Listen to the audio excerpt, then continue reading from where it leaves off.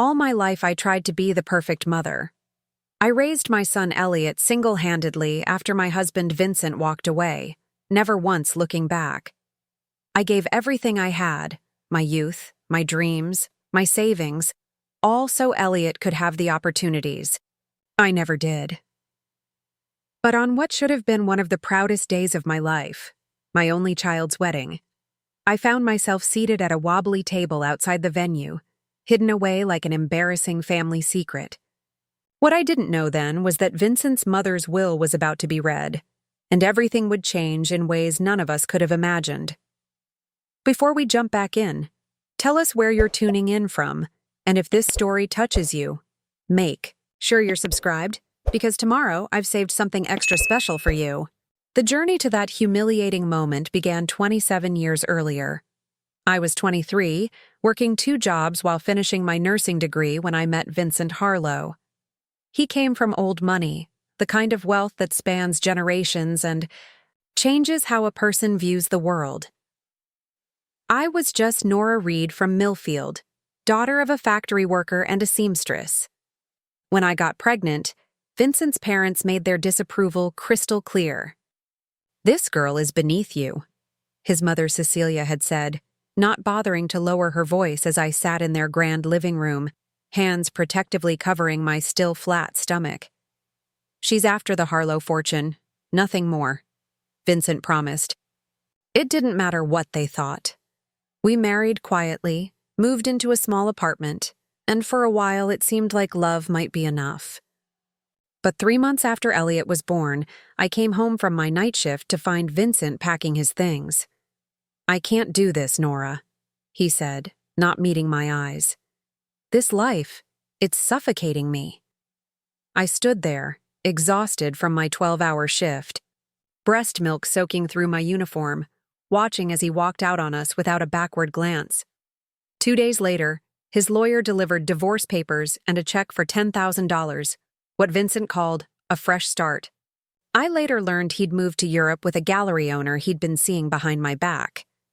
That $10,000 was the last financial support we ever saw from Vincent. His powerful family made sure any attempt at securing child support was buried in legal delays and technicalities until I simply couldn't afford to fight anymore.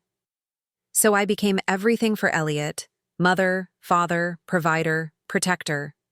I finished my nursing degree with Elliot strapped to my chest, studying during his naps and working overnight shifts while a neighbor watched him. I moved us to Crescent Hills, a modest neighborhood, but one with decent schools. I took extra shifts in the ICU, picked up weekend work at a clinic, and still found time to attend every school play and parent-teacher conference. When Elliot showed an aptitude for music, I found a second-hand piano at a yard sale. It was horribly out of tune, but I spent 3 months saving tips from my weekend waitressing job to have it restored. I can still picture Elliot at 7, his small fingers hesitantly finding melodies while I prepared dinner, proud beyond words at his growing talent. As Elliot entered high school, it became clear he had a gift. His music teacher recommended a prestigious arts program, one with a tuition that might as well have been $1 million to me. That night, after Elliot went to bed, I pulled out my mother's old sewing machine and started a small alterations business from our dining room. Within 2 years, that side business had grown enough to cover the tuition costs without Elliot ever knowing how I managed it. By his senior year, Elliot was being courted by elite music conservatories. When the acceptance letter from Westridge Academy arrived, along with only a partial scholarship, I sold my mother's wedding ring, the only thing of value I'd ever inherited. I told myself her pride in her grandson's accomplishments would outweigh any attachment to the heirloom. Throughout college, I drove 5 hours each way to attend Elliot's performances, often heading straight to my shift afterward without sleep. During his junior year, he met Camille Laurent, the daughter of a renowned conductor. She was elegant, cultured, everything I wasn't. When they started dating seriously, I noticed how Elliot began to mention my occupation less, how he would gently correct my grammar or change the subject when I shared stories from the hospital. I told myself it was normal, children grow up, develop different interests, move in different circles. I was proud of him for building a life so different from the struggles of his childhood. If that meant I no longer quite fit into his world, wasn't that the point of all my sacrifices? After graduation, Elliot was offered a position with the Meridian Symphony Orchestra, a dream opportunity. The same week, I was laid off when our local hospital downsized. At 50, with an outdated nursing degree and in a healthcare market, favoring younger, cheaper staff, I struggled to find stable work. I didn't tell Elliot about any of this. When he called, I kept the conversation focused on his successes, his new apartment, his growing relationship with Camille. When Elliot announced his engagement, I was thrilled despite my mounting financial worries. I took out a loan against my small house to help contribute to the wedding, telling Elliot it was money I'd been saving for years for this very occasion. The truth was, at night I lay awake wondering if I might lose the only home Elliot had ever known. 6 months before the wedding, I received a surprising phone call. Vincent had returned to the country after his mother's death. More shocking still, he wanted to reconnect with Elliot. After 27 years of absence, he suddenly wanted to be a father. I didn't object. Elliot was an adult who deserved to make his own decisions about his relationship with Vincent. What I didn't expect was how quickly he would embrace the father who had abandoned him, a man he couldn't possibly remember. Or how rapidly I would become an afterthought in the wedding planning as Vincent offered to host the ceremony at his family's estate and cover all expenses. "It's like a dream, Mom," Elliot told me, eyes bright with excitement. "The Harlow estate is perfect for the kind of wedding Camille's always wanted." I swallowed my hurt and smiled. "I'm happy for you, sweetheart. Truly." What I didn't say was how much it stung to have my loan, money I couldn't afford, waved away as unnecessary. I didn't mention how Camille had stopped including me in planning discussions, or how the few suggestions I'd offered had been politely but firmly dismissed. I kept those thoughts to myself, just as I'd kept so many struggles hidden from Elliot. Over the years. After all, wasn't this what I had worked for? My son, marrying into a world of security and opportunity that I could never have provided alone? I just never imagined that world would have so little room for me in it. The day of Elliot's wedding arrived with perfect weather, clear blue skies and a gentle breeze rustling through the ancient oak trees on the Harlow estate. I'd spent the morning getting ready in my small rented room at the Crescent Inn, the most affordable accommodation I could find within 30 minutes of the estate. The pale blue dress I wore had taken me weeks to find, something elegant enough for the occasion, but still within my budget. I'd arrived early, eager to see Elliot before the ceremony. The Harlow estate was even more impressive than I'd imagined. Sprawling gardens, a magnificent stone mansion, staff hurrying about with floral arrangements and champagne flutes. I felt like I'd stepped into another world, one where I clearly didn't belong. When I asked a coordinator where I might find my son, she looked confused, checking her clipboard with a frown. "You're Nora Reid? Elliot's mother?" "Yes," I replied, trying to ignore the strange look on her face. "I'm sorry, we weren't expecting you until the ceremony. The bridal party is preparing in the East Wing, but that area is restricted to immediate family." The words hit me like a physical blow. "I am immediate family," I said quietly. "I'm his mother." Her expression shifted to one of awkward pity. "Of course. I just meant the bride's family and Mr. Harlow's family." She glanced over my shoulder, clearly looking for someone to rescue her from this uncomfortable conversation. "Perhaps you could enjoy the gardens until the ceremony begins. They're quite lovely this time of year." I wandered the grounds alone, watching as elegantly dressed guests began to arrive. They greeted each other with air kisses and familiar laughs, while staff directed them toward the ceremony site, a stunning arrangement of white chairs on the great lawn, overlooking the lake.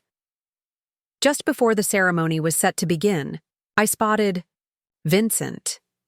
27 years had turned his dark hair silver at the temples, but he still carried himself with the same confident authority. Beside him stood a striking woman I assumed was his current wife. They were surrounded by a group of people who hung on their every word. Preparing and narrating this story took us a lot of time, so if you are enjoying it, subscribe to our channel. It means a lot to us. Now back to the story. I approached hesitantly, not wanting to create a scene but desperate to see Elliot before he walked down the aisle. Vincent noticed me when I was a few feet away.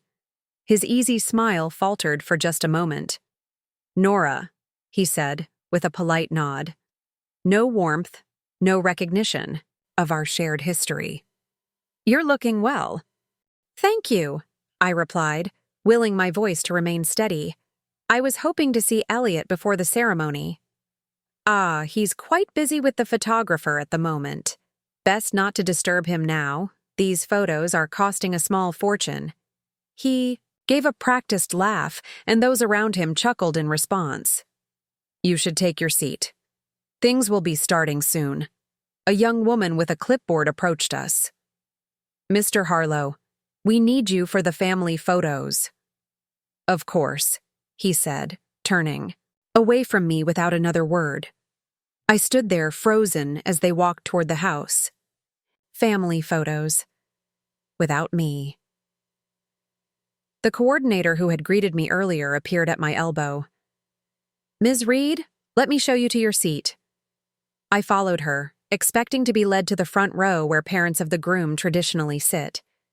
Instead, she led me past the carefully arranged white chairs, beyond the flower-lined aisle, toward a small collection of tables set up behind the last row of guest seating. "Here we are," she said brightly, gesturing to a table where 3 elderly people I didn't recognize were already seated. "You'll have a perfect view of the ceremony from here." I stared at her in disbelief. "There must be some mistake. I'm the groom's mother." Her smile became fixed. "Yes, and we've made special accommodations to ensure you can see everything clearly. Some guests will have to stand, but you have a guaranteed seat." "But..." I looked toward the front rows, where empty chairs clearly awaited the family. "I'm sorry, but those seats are reserved for the official wedding party," she said firmly. Mr. Vincent Harlow was very specific about the seating arrangements. One of the elderly guests at the table looked up at me with sympathetic eyes. I later learned she was a great aunt of Camille's who used a walker and couldn't navigate the garden terrain, hence her banishment to this separate area. "Join us, dear," she said kindly. "They've stuck all the inconvenient relatives back here." Sat down numbly as the string quartet began to play. From my position, I could barely see over the heads of the seated guests. I caught glimpses of Camille's father walking her down the aisle, of Elliot standing tall and handsome at the altar. Vincent stood proudly at his side as best man, a position that should have been filled by a friend who had actually been present in my son's life. Throughout the ceremony, I kept waiting for Elliot to look around, to notice my absence from the front row, to question why his mother wasn't seated where she belonged. But his eyes remained fixed on his bride, then on the officiant, then on Vincent as he presented the rings with a flourish. Not once did he glance in my direction. As the newlyweds recessed down the aisle to enthusiastic applause, I caught just a brief glimpse of my son's joyful face. He didn't see me. The reception was held in a grand tent on the other side of the property. Once again, I was directed to a table at the far edge of the space, this time seated with distant cousins of Camille and the band's sound technician who needed to be close to the equipment. When dinner was served, I noticed our table received our meals last. The wine poured for us was clearly not the same vintage being enjoyed at the main tables. It was as though we were at an entirely different event, one with a significantly smaller budget. I watched from a distance as Elliot moved from table to table, greeting guests with Camille on his arm. When they finally approached our table, it was clearly the last stop on their rounds. Elliot looked surprised to see me there, though he quickly masked it.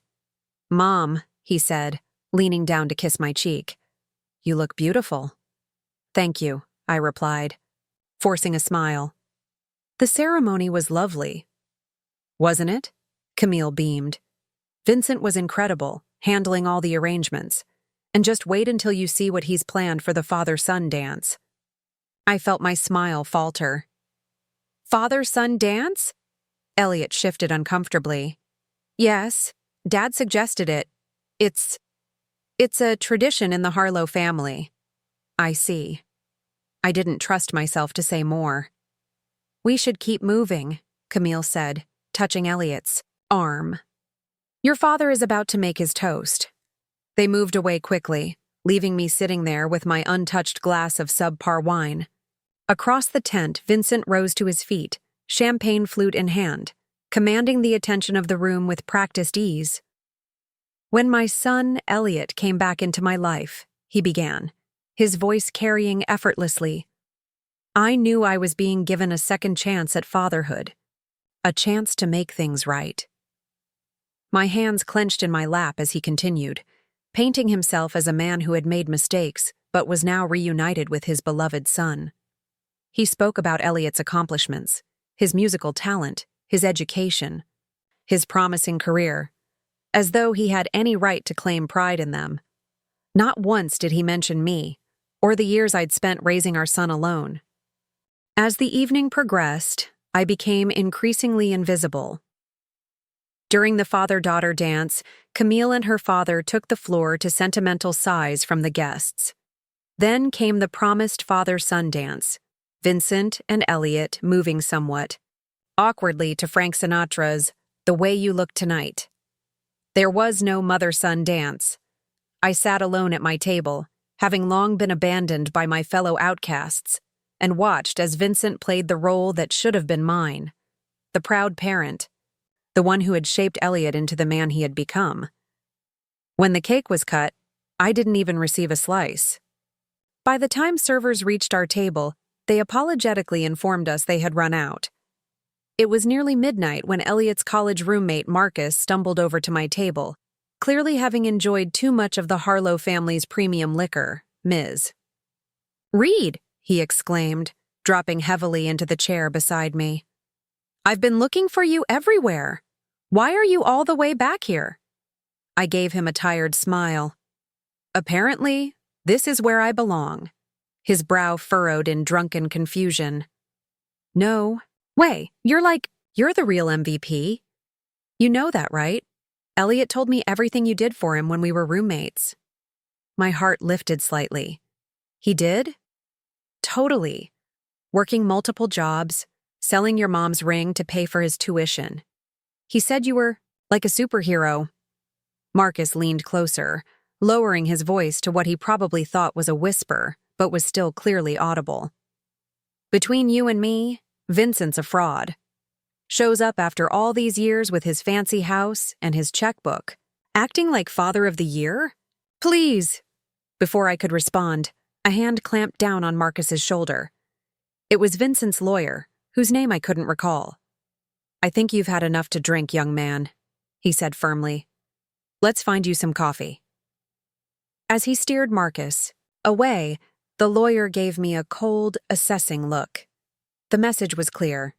Discussions of Vincent's parental shortcomings were not welcome here. I gathered my small clutch purse and wrap. There was nothing left for me at this celebration. As I made my way toward the exit, I passed the table where Vincent sat surrounded by admirers. Our eyes met briefly. He raised his champagne glass in my direction, a small smirk playing at the corner of his mouth. He had won. He had taken my son, the one thing I had built, had nurtured, had sacrificed everything for, and claimed him as his own achievement. As I walked across the manicured lawn toward the parking area, I heard someone calling my name. I turned to see an elderly man hurrying after me, moving with surprising speed for someone who appeared to be in his 80s. "Ms. Reid," he said, slightly out of breath. "I'm Harold Whitmore, Mrs. Cecilia Harlow's attorney. I've been trying to speak with you all evening." I frowned, confused. "Vincent's mother? She passed away months ago." "Yes," he replied, reaching into his jacket pocket. and her will is to be read tomorrow morning. Your presence is requested. Required. Actually, the reading is at 10 o'clock at my office in the city. He handed me a business card. Please be punctual. There are matters that concern you directly. Before I could ask any questions, he turned and walked back toward the reception, leaving me standing alone in the darkness, clutching his card and wondering what new humiliation might await me tomorrow. I barely slept that night. The ancient air conditioner in my motel room rattled and wheezed, providing more noise than cooling. But it wasn't the heat or the sound keeping me awake. It was the image of Elliot dancing with Vincent, the memory of being seated at that back table like an unwanted obligation, and the mysterious summons from Cecilia Harlow's attorney. What could Vincent's mother possibly want with me? The woman had despised me from the moment Vincent brought me home. In the brief time I'd known her, Cecilia had made it abundantly clear that I would never be good enough for her son. When Vincent left us, I always suspected she'd played a role in his decision, perhaps even financed his escape to Europe. By morning, I'd convinced myself the will reading was some final act of cruelty. Perhaps Cecilia wanted to publicly disinherit Elliot for reconnecting with me. Or maybe she'd set aside a pittance for me as a final insult. Whatever awaited me, I was certain it wouldn't be pleasant. The law offices of Whitmore & Associates occupied the top floor of a gleaming downtown high-rise, the kind of place where the elevator requires a security code and the reception area features original artwork. I felt painfully out of place in my simple blue dress, now slightly wrinkled from being carefully repacked in my overnight bag. The receptionist, a young woman with impeccable makeup and a designer suit, assessed me with a single glance. "Ms. Reid, Mr. Whitmore is expecting you. Conference room A, down the hall to your right." I followed her directions, my sensible shoes, sinking into plush carpeting. Outside the conference room, I paused to collect myself. Through the frosted glass, I could see several silhouettes already seated around a large table. Taking a deep breath, I pushed open the door. Vincent was there, of course, seated beside a man I recognized as his younger brother Philip. Across from them sat a woman who resembled Cecilia, perhaps a sister, and two older men in expensive suits. At the head of the table, Harold Whitmore stood arranging papers. Vincent looked up with a frown when I entered. "What are you doing here?" The question was harsh, lacking even the veneer of politeness he'd managed at the wedding. "I invited her," Harold said before I could respond. "Please, Ms. Reid, take a seat." The only empty chair was at the opposite end of the table from Whitmore, placing me directly in everyone's line of sight. I sat down, folded my hands in my lap, and kept my gaze steady despite the hostile stares from Vincent's family. "Now that we're all present," Whitmore began, "we can proceed with the reading of Cecilia Elizabeth Harlow's last will and testament." He began with standard legal language, declarations of sound mind, revocation of previous wills, appointment of executors.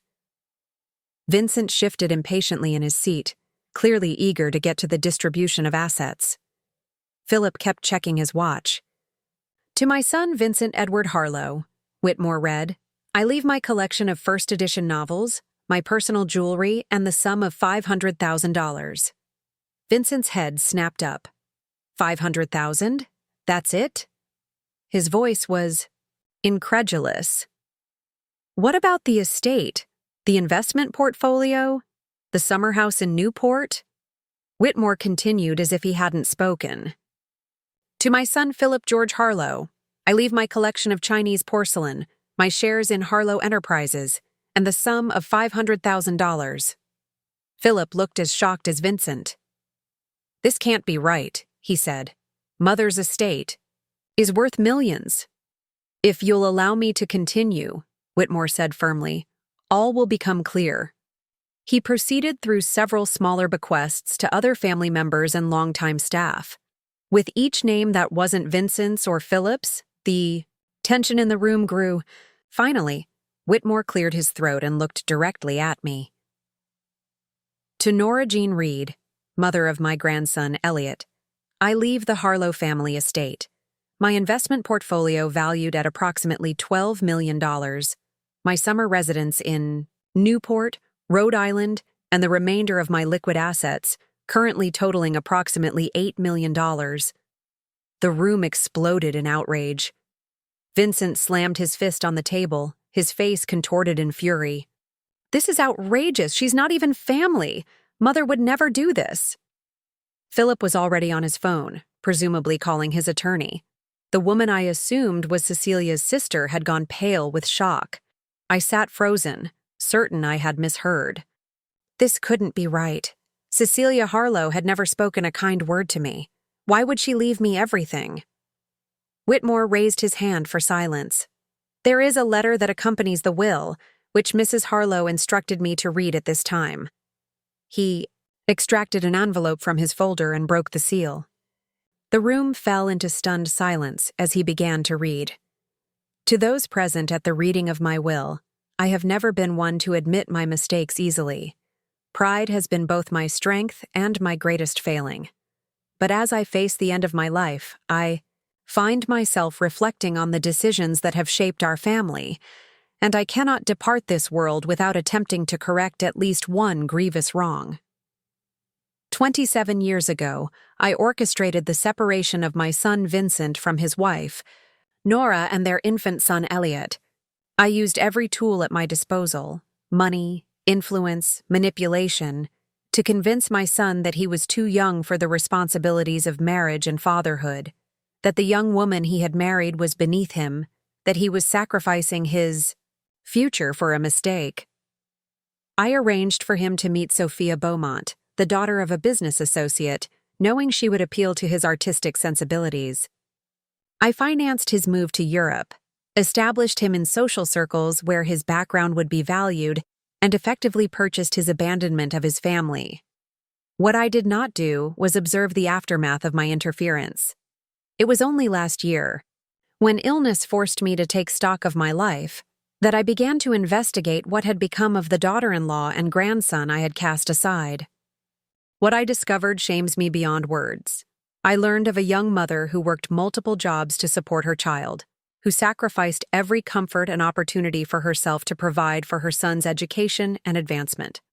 I saw a woman of extraordinary character, whose devotion to her child never wavered despite receiving no support from the family that had rejected her.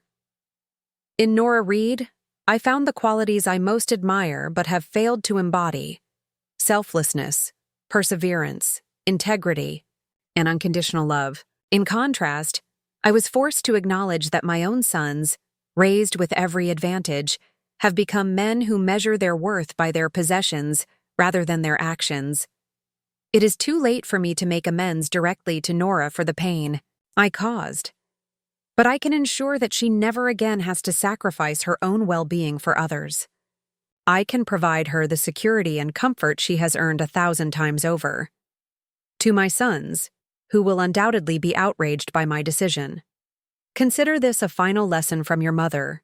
Character matters more than pedigree. Actions speak louder than bloodlines. And sometimes, the family we reject proves more worthy than the family we choose.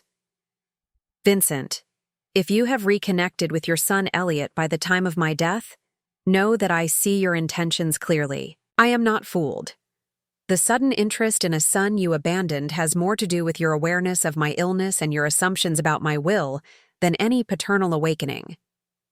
Nora, if you are reading this, please accept my sincere apology for the suffering I caused you and my profound respect for the woman you have proven yourself to be. The legacy I leave to you is not charity. It is recognition of your worth. With final clarity, Cecilia Elizabeth Harlow. As Whitmore finished reading, the conference room fell into stunned silence. Vincent's face had drained of all color. Philip stared at the table, unable to meet anyone's eyes. I felt tears streaming down my face, overwhelmed by the unexpected vindication after so many years of struggle. "This is preposterous," Vincent finally sputtered. "Mother was clearly not of sound mind. We'll contest this immediately." Whitmore slid another document across the table. Mrs. Harlow anticipated that response. She underwent comprehensive psychological evaluation by 3 independent experts before finalizing this will.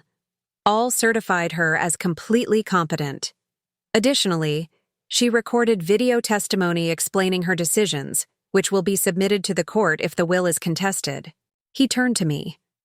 Ms. Reid, there are numerous details to discuss regarding the transfer of assets, but the immediate effect is that you are now the legal owner of the Harlow estate, including the property where your son's wedding reception took place last night.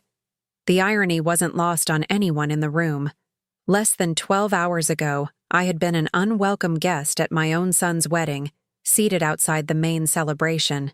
Now I owned the very ground beneath the venue. Vincent stood abruptly, his chair screeching against the floor. "This isn't over," he hissed, glaring at me. "No court will uphold this travesty." "Actually," Whitmore said calmly, "Mrs. Harlow's legal preparations were quite thorough. She consulted with the top estate attorneys in the country to ensure her wishes would be respected. I'm afraid any challenge would be both costly and futile." Vincent stormed out of the room, Philip following quickly behind. The remaining family members exited in uncomfortable silence, leaving me alone with Whitmore. "I don't understand," I said when they had gone. "How did Cecilia even know about me?" We never spoke after Vincent left. Whitmore smiled gently. "Mrs. Harlow hired private investigators to report on your circumstances over the years.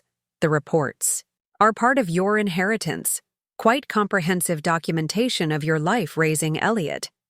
She was particularly moved by your sale of your mother's ring to pay for his tuition." I shook my head, still trying to process everything. And the timing of all this? Vincent suddenly reappearing in Elliot's life just before the wedding? Mrs. Harlow informed her son 6 months ago that she had revised her will, though not the specifics. Vincent likely assumed reconnecting with Elliot would put him back in his mother's good graces. Whitmore collected his papers. She saw through it, of course. "What do I do now?" I asked, overwhelmed by the magnitude of the change in my circumstances. "That, Ms. Reid, is entirely up to you. For perhaps the first time in a very long while, your future is yours to determine without constraint." He handed me a thick folder. "These documents outline your new assets and provide immediate access to funds. Take your time reviewing them." As I left the law office, holding the folder that represented a complete transformation of my life, I felt strangely calm. The vindication wasn't just about the money. It was the acknowledgement of my worth after decades of invisibility. Cecilia Harlow, from beyond the grave, had seen me when her son could not. I stood on the sidewalk outside the gleaming tower, wondering what to do next. My phone buzzed with a text from Elliot. "Have you heard from grandmother's lawyer? Dad's? Furious about something." I looked at the message for a long moment, contemplating how to respond. The truth would come out soon enough. But for now, for this moment, I wanted to savor the feeling of standing on solid ground that, for once, wasn't shifting beneath my feet. "Yes," I typed simply. "We should talk, but not today. Today belongs to me." I walked out of Whitmore's office building into the bright morning sunlight, clutching the folder containing documentation of my new wealth. For a moment, I simply stood on the sidewalk, watching the flow of pedestrians, business people rushing to meetings, tourists consulting maps, delivery workers navigating bikes through traffic. Yesterday, I had been invisible to most of these people. Today, I was a multimillionaire. Yet nothing about me had changed except a number on paper. My first impulse was to call Elliot. Then I remembered how he had looked right through me at his own wedding, how he had allowed me to be seated at that back table without protest. The memory stung freshly, and I put my phone back in my purse. Instead, I hailed a taxi and gave the driver the address of the Crescent Inn where I'd spent the night. I needed time to think, to process, to decide what this inheritance meant for me beyond the obvious financial implications. Back in my small room, I spread the documents across the bed. Property deeds, investment portfolios, bank accounts, the evidence of Cecilia Harlow's extensive wealth now transferred to my name. According to Whitmore's summary sheet, my net worth now exceeded $20 million. I'd spent the past 30 years counting every penny, working extra shifts to cover unexpected expenses, lying awake at night wondering how I would manage to pay for Elliot's education. And now, with the stroke of a pen, financial worry had been permanently erased from my life. I sat on the edge of the bed, suddenly overcome with unexpected grief. Not for Cecilia, a woman I barely knew and who had orchestrated the destruction of my marriage. No, I was grieving for the decades of struggle that now seemed so unnecessary. If Cecilia had had this change of heart even 5 years earlier, how different might my life have been? My phone buzzed again. Elliot had called 3 times while I was in the taxi. Now he was texting. "Mom, please call me. Dad won't tell me what's happening." I wasn't ready to talk to him yet. Instead, I called Whitmore's office and was put through immediately. "Ms. Reid?" he said warmly. "How can I assist you?" "The Harlow estate," I said. "I'm currently staying at a motel 30 minutes away. Since I apparently own the property now, would it be possible for me to stay there?" There was a pause on the line. "Of course, it's your home now. However, I should inform you that Vincent and his wife are currently in residence. They were staying in the East Wing during the wedding festivities." Of course they were. The irony of the situation wasn't lost on me. Vincent living comfortably in his mother's home, while I paid for a cramped motel room to attend my own son's wedding. "I see," I replied. "And legally speaking, what are my options regarding their continued presence there?" Whitmore cleared his throat. "The property transfer is effective immediately. You would be within your rights to ask them to vacate, though I would suggest providing reasonable notice, perhaps 30 days, to avoid potential legal complications." I thought about it for a moment.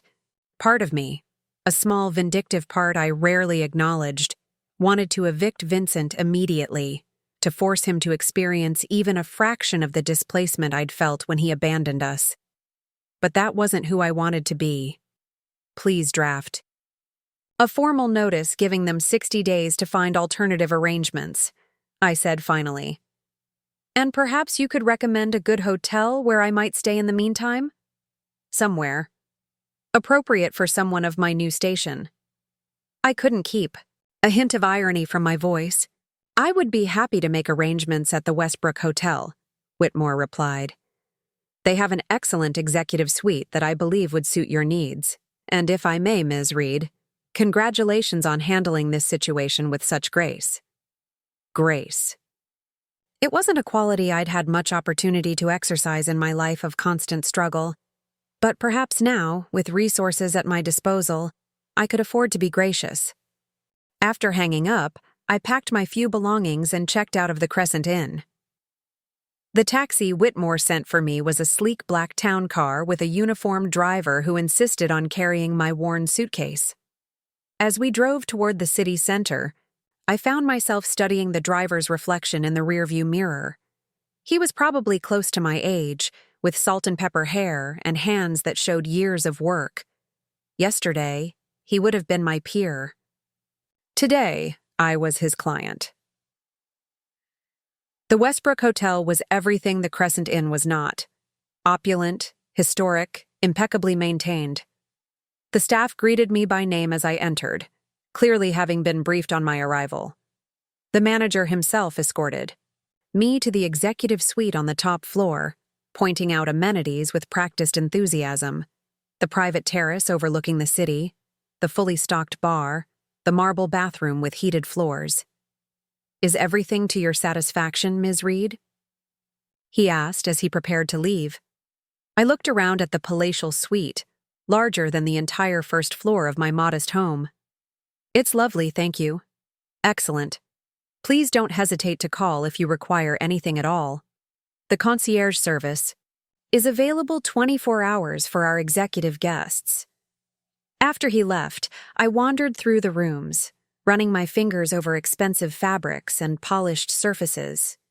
In the bedroom, I caught sight of myself in a full-length mirror and paused, struck by the contrast between my simple appearance and the luxury surrounding me. I was still wearing the blue dress from the wedding, now noticeably creased. My sensible shoes were scuffed at the toes, my handbag worn at the corners. On impulse, I picked up the phone and asked for the concierge.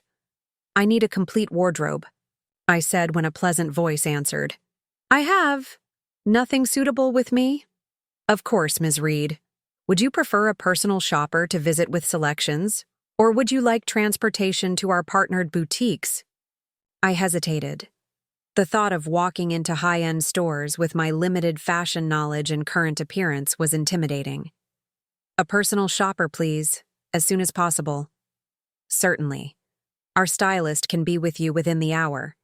Is there any particular style or color preference you'd like her to consider?"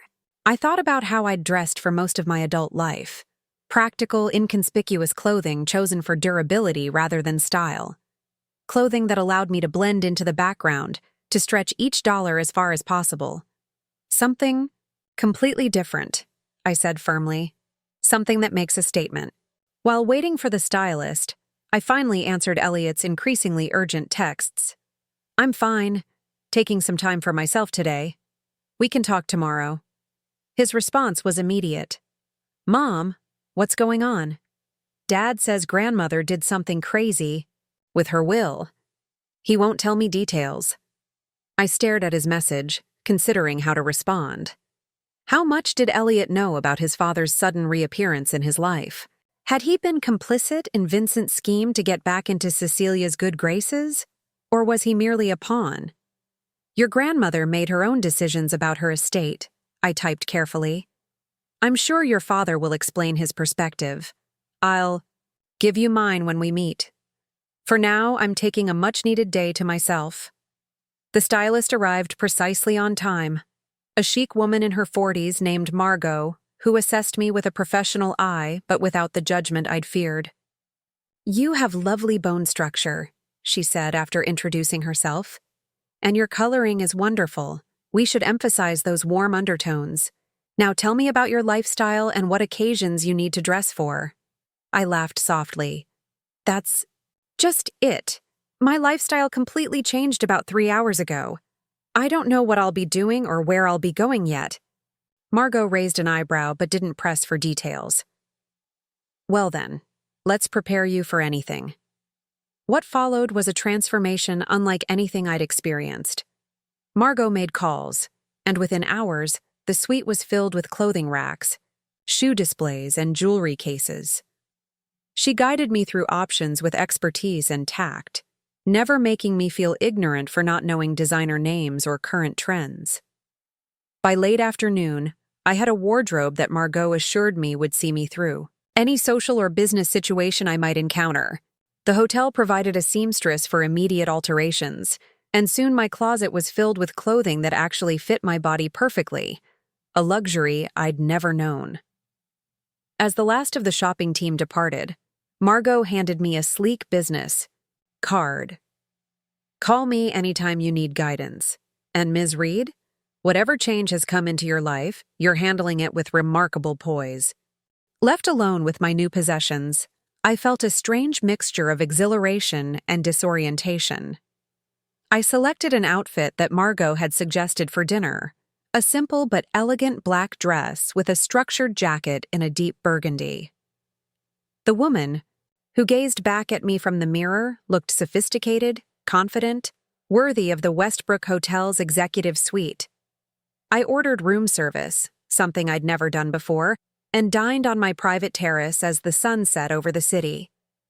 The food was exquisite, the wine perfectly paired. As I sipped from a crystal glass worth more than I used to make in a day of nursing, I thought about Cecilia Harlow's letter. I can ensure that she never again has to sacrifice her own well-being for others. I can provide her the security and comfort she has earned 1,000 times over. Was this what she had envisioned for me? This sudden immersion in luxury after decades of deprivation? It felt surreal, as though I were playing a part in someone else's life. My phone rang, startling me from my thoughts. Vincent's name flashed on the screen. After a moment's hesitation, I answered. Nora. His voice was tight, controlled, but I could hear the fury simmering beneath. We need to discuss this situation like rational adults. Hello, Vincent, I replied, calmly. It's been a surprising day for both of us, I imagine. This is absurd, and you know it. My mother was clearly not in her right mind. No court will uphold this will. Mr. Whitmore seems to believe otherwise. Whitmore is a senile old fool who was manipulated by my mother's temporary delusions. Vincent's voice rose. You can't possibly think you deserve this inheritance? I took a sip of wine, allowing the silence to stretch for a moment before responding. Your mother believed I did. That's all that matters legally. For God's sake, Nora. The control in his voice cracked. You can't manage an estate like Harlow Manor. You have no idea what's involved. The staff, the upkeep, the social obligations. I managed to raise our son without a penny of help from you, I interrupted, surprised by my own steadiness. I'm sure I can learn to manage a house. Be reasonable. I'm prepared to offer you a generous settlement, say $2 million, in exchange for relinquishing your claim on the estate. I nearly laughed out loud. $2 million for an inheritance worth more than $20 million? Did he still see me as that desperate young woman who would accept any crumb from his table? No, thank you, I said simply. I've instructed Mr. Whitmore to provide you with 60 days' notice to vacate the property. That should be sufficient time for you to find suitable accommodations. There was a stunned silence on the other end of the line. Then, you're evicting me from my family home? You can't be serious. It's not your family home anymore, Vincent. It's mine. I was surprised by how easily the words came, how right they felt. Good night. I ended the call before he could respond, set down my phone and turned my attention back to the glittering cityscape before me. For the first time in 30 years, I felt the weight of constant worry lift from my shoulders. Tomorrow would bring complications, conversations with Elliot, decisions about my future, learning to navigate this new world of privilege. But tonight, just for tonight, I would allow myself to simply exist in this moment of vindication. The Westbrook Hotel offered a breakfast that made my usual yogurt and coffee seem like deprivation. I ate on the terrace, watching the city come alive below me. People hurrying to work, delivery trucks double-parked, a street vendor setting up a flower stall on the corner. For decades, I'd been one of those rushing figures, always racing against the clock, stretching each minute to accommodate too many responsibilities. Today, time felt expansive, unhurried. I dressed in one of my new outfits, tailored trousers and a silk blouse in a deep teal that Margot had insisted brought out the warmth in my complexion. The woman in the mirror looked confident, put together, as though she belonged in this world of luxury. I was still getting used to seeing her. At precisely 10 o'clock, my phone rang. It was Elliot, right on schedule. He had always been punctual, a trait I'd instilled in him through years of rushing between work shifts. Mom, he said as soon as I answered, his voice tense. We need to talk. Can I come see you? Dad told me what happened with grandmother's will. I'm at the Westbrook Hotel, I replied. I can meet you in the lobby cafe at 11. The Westbrook? He sounded surprised. That's not your usual style. I'm trying something new, I said simply. 11 o'clock, Elliot. After hanging up, I called the concierge to reserve a quiet table in the cafe. Then I contacted Whitmore's office to check on the status of the formal notice to Vincent. His assistant assured me that the documents had been delivered to the Harlow estate this morning. The Westbrook's lobby cafe was an elegant space with marble floors, potted palms, and discreet seating arrangements that ensured privacy. I arrived early and was escorted to a corner table partially screened by decorative panels. The maitre d' pulled out my chair with a flourish, placed a linen napkin in my lap, and assured me that my guest would be shown directly to the table upon arrival. I ordered a sparkling water and waited, watching the hotel guests come and go. Business. Travelers checking emails on sleek laptops, tourists consulting guidebooks, well-dressed couples speaking in hushed tones. Just days ago, I would have felt like an imposter in this setting. Today, I belonged here as much as anyone. Elliot arrived precisely at 11, looking harried and uncomfortable in the formal setting. He scanned the cafe anxiously before spotting me, then did a visible double-take. I realized he had never seen me in anything but my practical, budget-conscious clothing, certainly nothing like the silk blouse and subtle gold jewelry I now wore. "Mom?" he said as he approached, a question in his voice. I stood to embrace him, inhaling the familiar scent of the cologne he'd worn since college, a gift from me, purchased with overtime pay from a holiday shift. "You look," he gestured vaguely, seemingly at a loss for words. "Different?" I suggested, resuming my seat. "Yeah." He sat across from me, still staring. "Dad told me about great-grandmother's will. Is it true? Did she really leave you everything?" I nodded. "It appears so. It was as much of a shock to me as it must be to you." "But why? You barely knew her." "She left a letter explaining her decision." I took a sip of water, choosing my words carefully. "It seems she regretted her role in your father's abandonment of us. This was her way of making amends." Elliot frowned. "What do you mean, her role? Dad always said they grew apart naturally, that you both realized you were too young for marriage." I studied my son's face, so like Vincent's, with the same straight nose and defined jawline, but with my eyes, my expressions. Had I protected him too completely from the truth? In trying to shield him from pain, had I inadvertently helped Vincent rewrite our history? "That's not what happened, Elliot," I said gently. "Your father didn't just drift away. He left abruptly when you were 3 months old. He provided a one-time payment of $10,000, and then nothing more. No child support, no contact, nothing. His mother orchestrated the entire separation, according to her letter. She arranged for him to meet someone else, financed his move to Europe, and effectively bought his cooperation in abandoning us."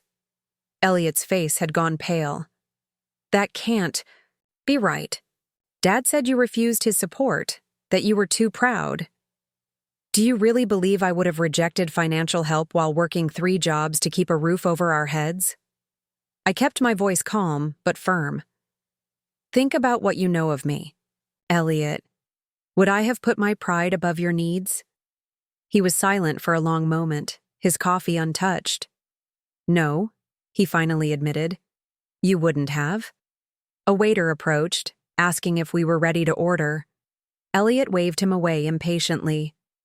"Why? Didn't you ever tell me?" he demanded once we were alone again. "What purpose would it have served?" I asked. "To poison your view of a father who was already absent from your life? I wanted you to form your own opinions if you ever met him. But you let me believe." He cut himself off, running a hand through his hair in frustration. "These past 6 months, getting to know Dad, I thought I was healing some old wound, rebuilding a relationship that had been disrupted by circumstance. You're saying it was all a lie?" "I don't know what Vincent has told you about his motivations for reconnecting," I said carefully. "But according to Cecilia's letter, she informed her son 6 months ago that she had changed her will, though not the specific details. The timing of his sudden interest in you seems significant." Elliot stared at me, the implications sinking in. "You think he only reached out because he thought it would get him back in grandmother's good graces? To secure his inheritance?" I spread my hands. "I can't know what was in his heart. I'm only noting the timing." He sat back in his chair, looking shell-shocked. "At the wedding," he said slowly. "You were seated at that back table. Dad told me it was a mix-up with the coordinator, that he'd tried to fix it, but it was too late to change the arrangements. It wasn't a mix-up, Elliot. Vincent was very specific about where I was to be seated. And I didn't say anything. He whispered, the realization dawning in his eyes. I saw you back there, and I didn't say a word. I just accepted it." The shame in his voice made my heart ache. "You were caught up in your wedding day, as you should have been." "No, Mom." He shook his head firmly. "Don't make excuses for me. I've been terrible to you these past months, dismissive, neglectful, taking you for granted while embracing a father who never earned the title." He looked up, his eyes suspiciously bright. "I'm so sorry." I reached across the table and took his hand. "You have nothing to apologize for. You were building a relationship with your father, something you'd wanted your whole life. But at what cost?" His voice broke slightly. "The things I said to you, acting like you were being difficult for not welcoming him back with open arms. I didn't see what was happening." We sat in silence for a moment, both processing the weight of revelations and regrets. Finally, Elliot spoke again, his voice steadier. "What are you going to do now? With the inheritance, I mean." It was a question I'd been asking myself since leaving Whitmore's office. What does one do with sudden, unexpected wealth after a lifetime of careful budgeting? "I'm still figuring that out," I admitted. "But I've given your father 60 days' notice to vacate the Harlow estate." Elliot's eyebrows shot up. "You're going to live there? At the estate?" I considered the question. The Harlow estate was magnificent, certainly. Sprawling grounds, historic architecture, every luxury imaginable. But it was also Vincent's childhood home, filled with Harlow family history. Would I ever feel like more than an interloper there? "I don't know," I said honestly. "It's mine now, so I have options. I might sell it, or I might keep it and redecorate to make it feel like my own space. I haven't decided yet." "And what about—" He hesitated, clearly uncomfortable with the question forming on his lips. "What about the money?" I finished for him. "That I'm clearer on. First, I'm establishing a trust for any grandchildren you and Camille might give me someday." I smiled at his surprised expression. Just because Vincent's mother weaponized her, wealth doesn't mean I will. Beyond that, I'm considering establishing a scholarship fund for single parents pursuing nursing degrees, something I would have benefited from enormously when you were young. Elliot nodded slowly, studying me with new eyes.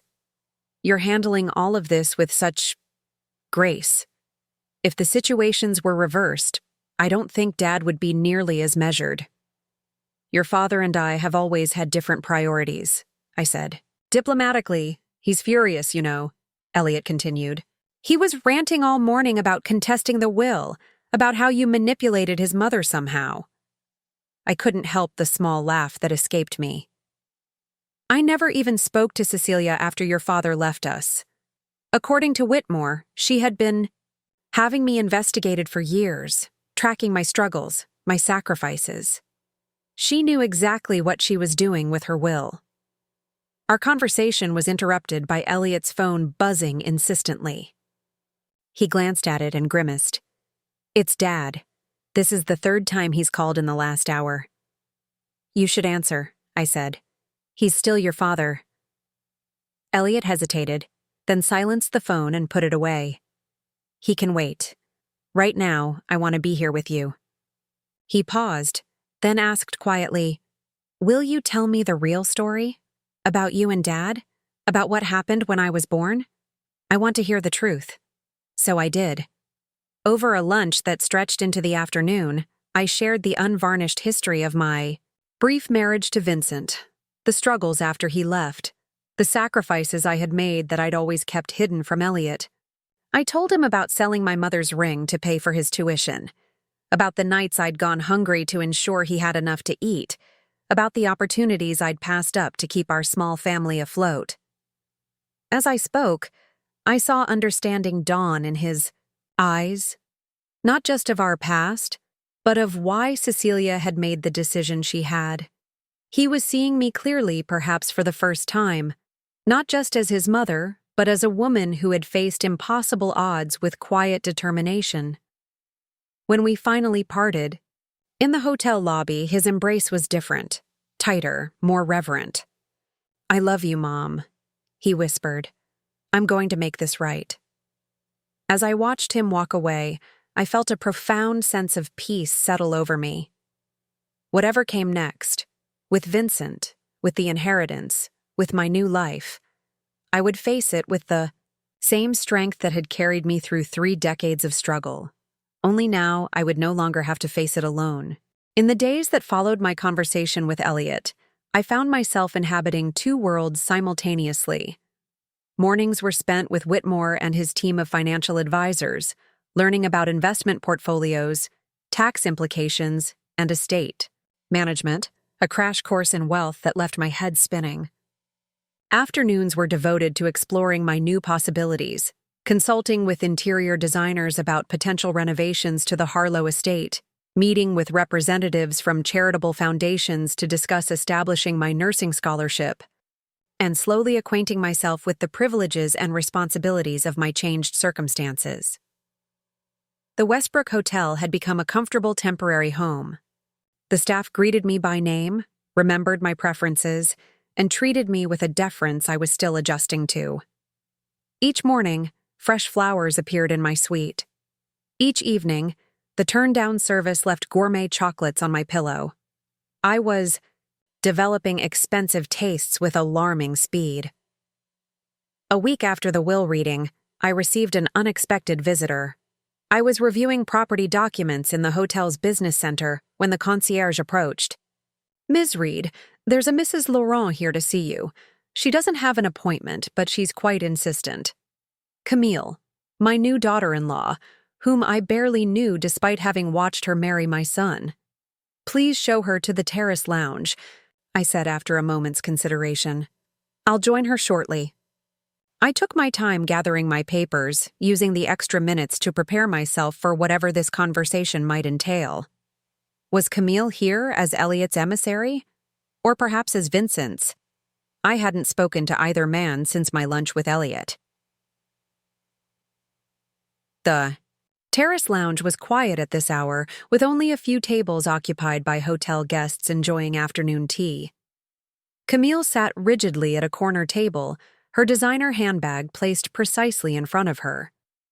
She was undeniably beautiful, with the kind of polished perfection that comes from a lifetime of privilege. Expertly highlighted hair, flawless makeup, clothing that whispered rather than shouted its expense.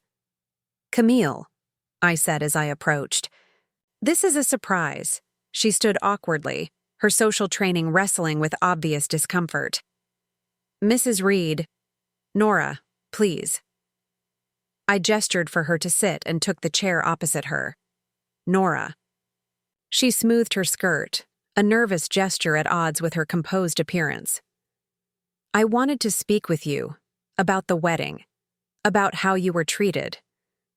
Of all the topics I had anticipated, this wasn't one." "I see." "I didn't know," she continued, her words coming in a rush now. "About the seating arrangements, about you being placed at that back table.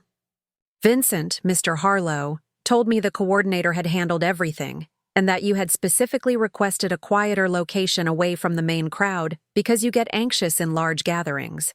I raised an eyebrow but remained silent. "I should have checked," she admitted, her cheeks flushing slightly.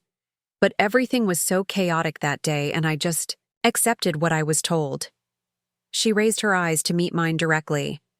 "Elliot told me the truth, about all of it. About how his father abandoned you both, about how you struggled to raise him alone. I'm so ashamed that I was part of making you feel unwelcome at your own son's wedding." Her apology seemed genuine, which surprised me. I had formed an impression of Camille as self-absorbed and superficial, but perhaps that assessment had been unfair, colored by the circumstances of our interactions and my own insecurities. "Thank you for saying that," I replied. but you weren't responsible for Vincent's actions. No, but I benefited from them.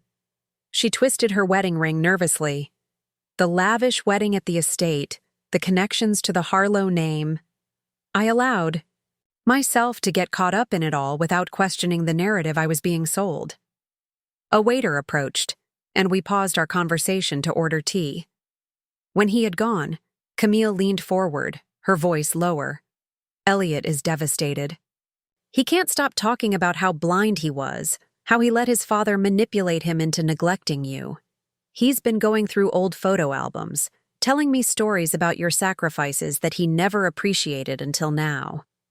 I felt a pang of distress. I never wanted him to feel guilty. Everything I did willingly, out of love. He knows that. Camille's expression softened. But he also knows he got caught up in a fantasy about his father that didn't leave room for acknowledging your role in his life. I studied her carefully. And what about you, Camille? How do you feel about discovering your father-in-law isn't the man you thought he was? She didn't flinch from the question. Honestly, I'm angry. I grew up idolizing my own father, so when Vincent appeared and started playing the devoted dad role, I bought into it completely. I wanted Elliot to have what I had. She shook her head, ruefully. But the man I've seen since the will reading, the one raging about contesting it, making accusations, threatening lawsuits, that's not someone I want in our lives. The waiter returned with our tea service, arranging delicate cups and saucers with practiced efficiency. Once he had gone, I poured for both of us, using the ritual to gather my thoughts. Vincent has always been charming when it serves his purposes, I said finally, and vicious when he doesn't get his way. Camille nodded, adding a thin slice of lemon to her cup. He's been calling Elliot constantly, trying to convince him to join the lawsuit against you. When Elliot refused, Vincent accused him of betraying the family legacy. Things got very ugly. I winced. Despite everything, Elliot deserved better than to be caught in the middle of this conflict. I'm sorry to hear that. Don't be, Camille replied firmly. It's clarifying, seeing Vincent's true character, and it's made Elliot even more determined to rebuild his relationship with you. We sipped our tea in contemplative silence.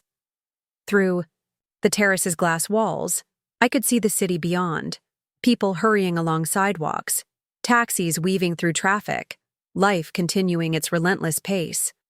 A week ago, I had been part of that rushing stream, always racing against time and money. Now I sat in a luxury hotel, discussing family dynamics over fine china with my wealthy daughter-in-law. The contrast was dizzying. There's something else, Camille said, setting down her cup. The reason I came in person rather than calling. Elliot and I have decided to cancel our honeymoon to Italy. Because of the will situation? I asked, concerned. Partly. But mostly because we'd like to invite you to join us on a different trip. She reached into her handbag and withdrew a slim folder, which she placed on the table between us. We're thinking New England in the fall. Maine, Vermont, New Hampshire. Elliot mentioned you always wanted to see the autumn foliage there, but never had the opportunity. I stared at the folder, deeply touched. When Elliot was about 10, we had watched a documentary about New England's spectacular fall colors. I had sighed and said, someday, when you're grown and I'm retired, I'm going to take a trip up there to see those trees in person. It was a casual comment, a distant dream mentioned once and never revisited, yet Elliot had remembered it all these years. That's very thoughtful, I said, my voice slightly unsteady. But you don't need to change your honeymoon plans for me. Italy will be beautiful.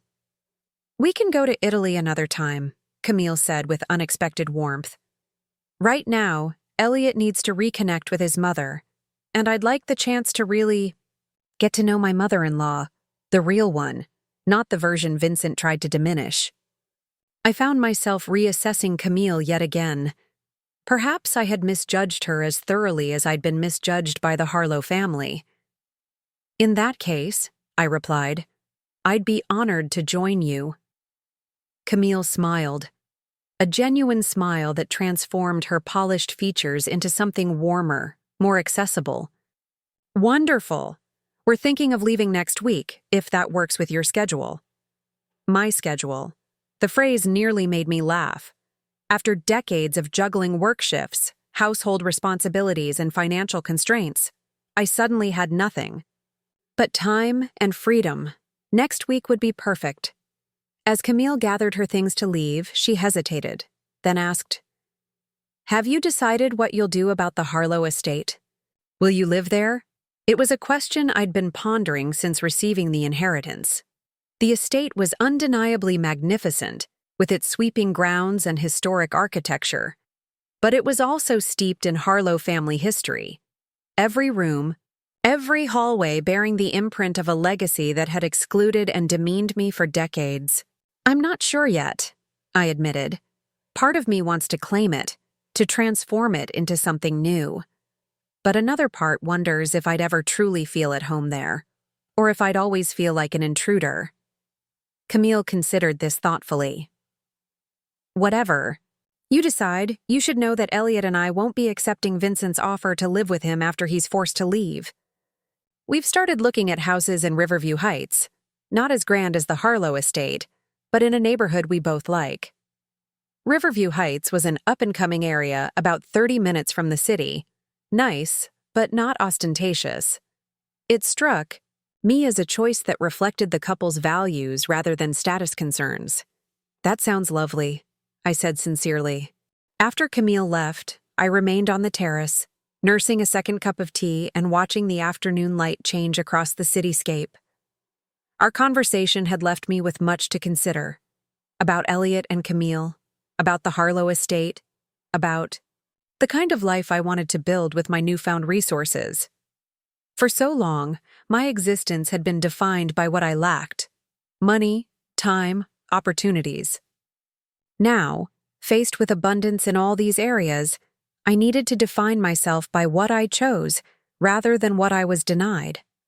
The New England trip would be a beginning, a chance to experience simple pleasures long deferred, to build a new relationship with my son and daughter-in-law based on mutual respect rather than obligation.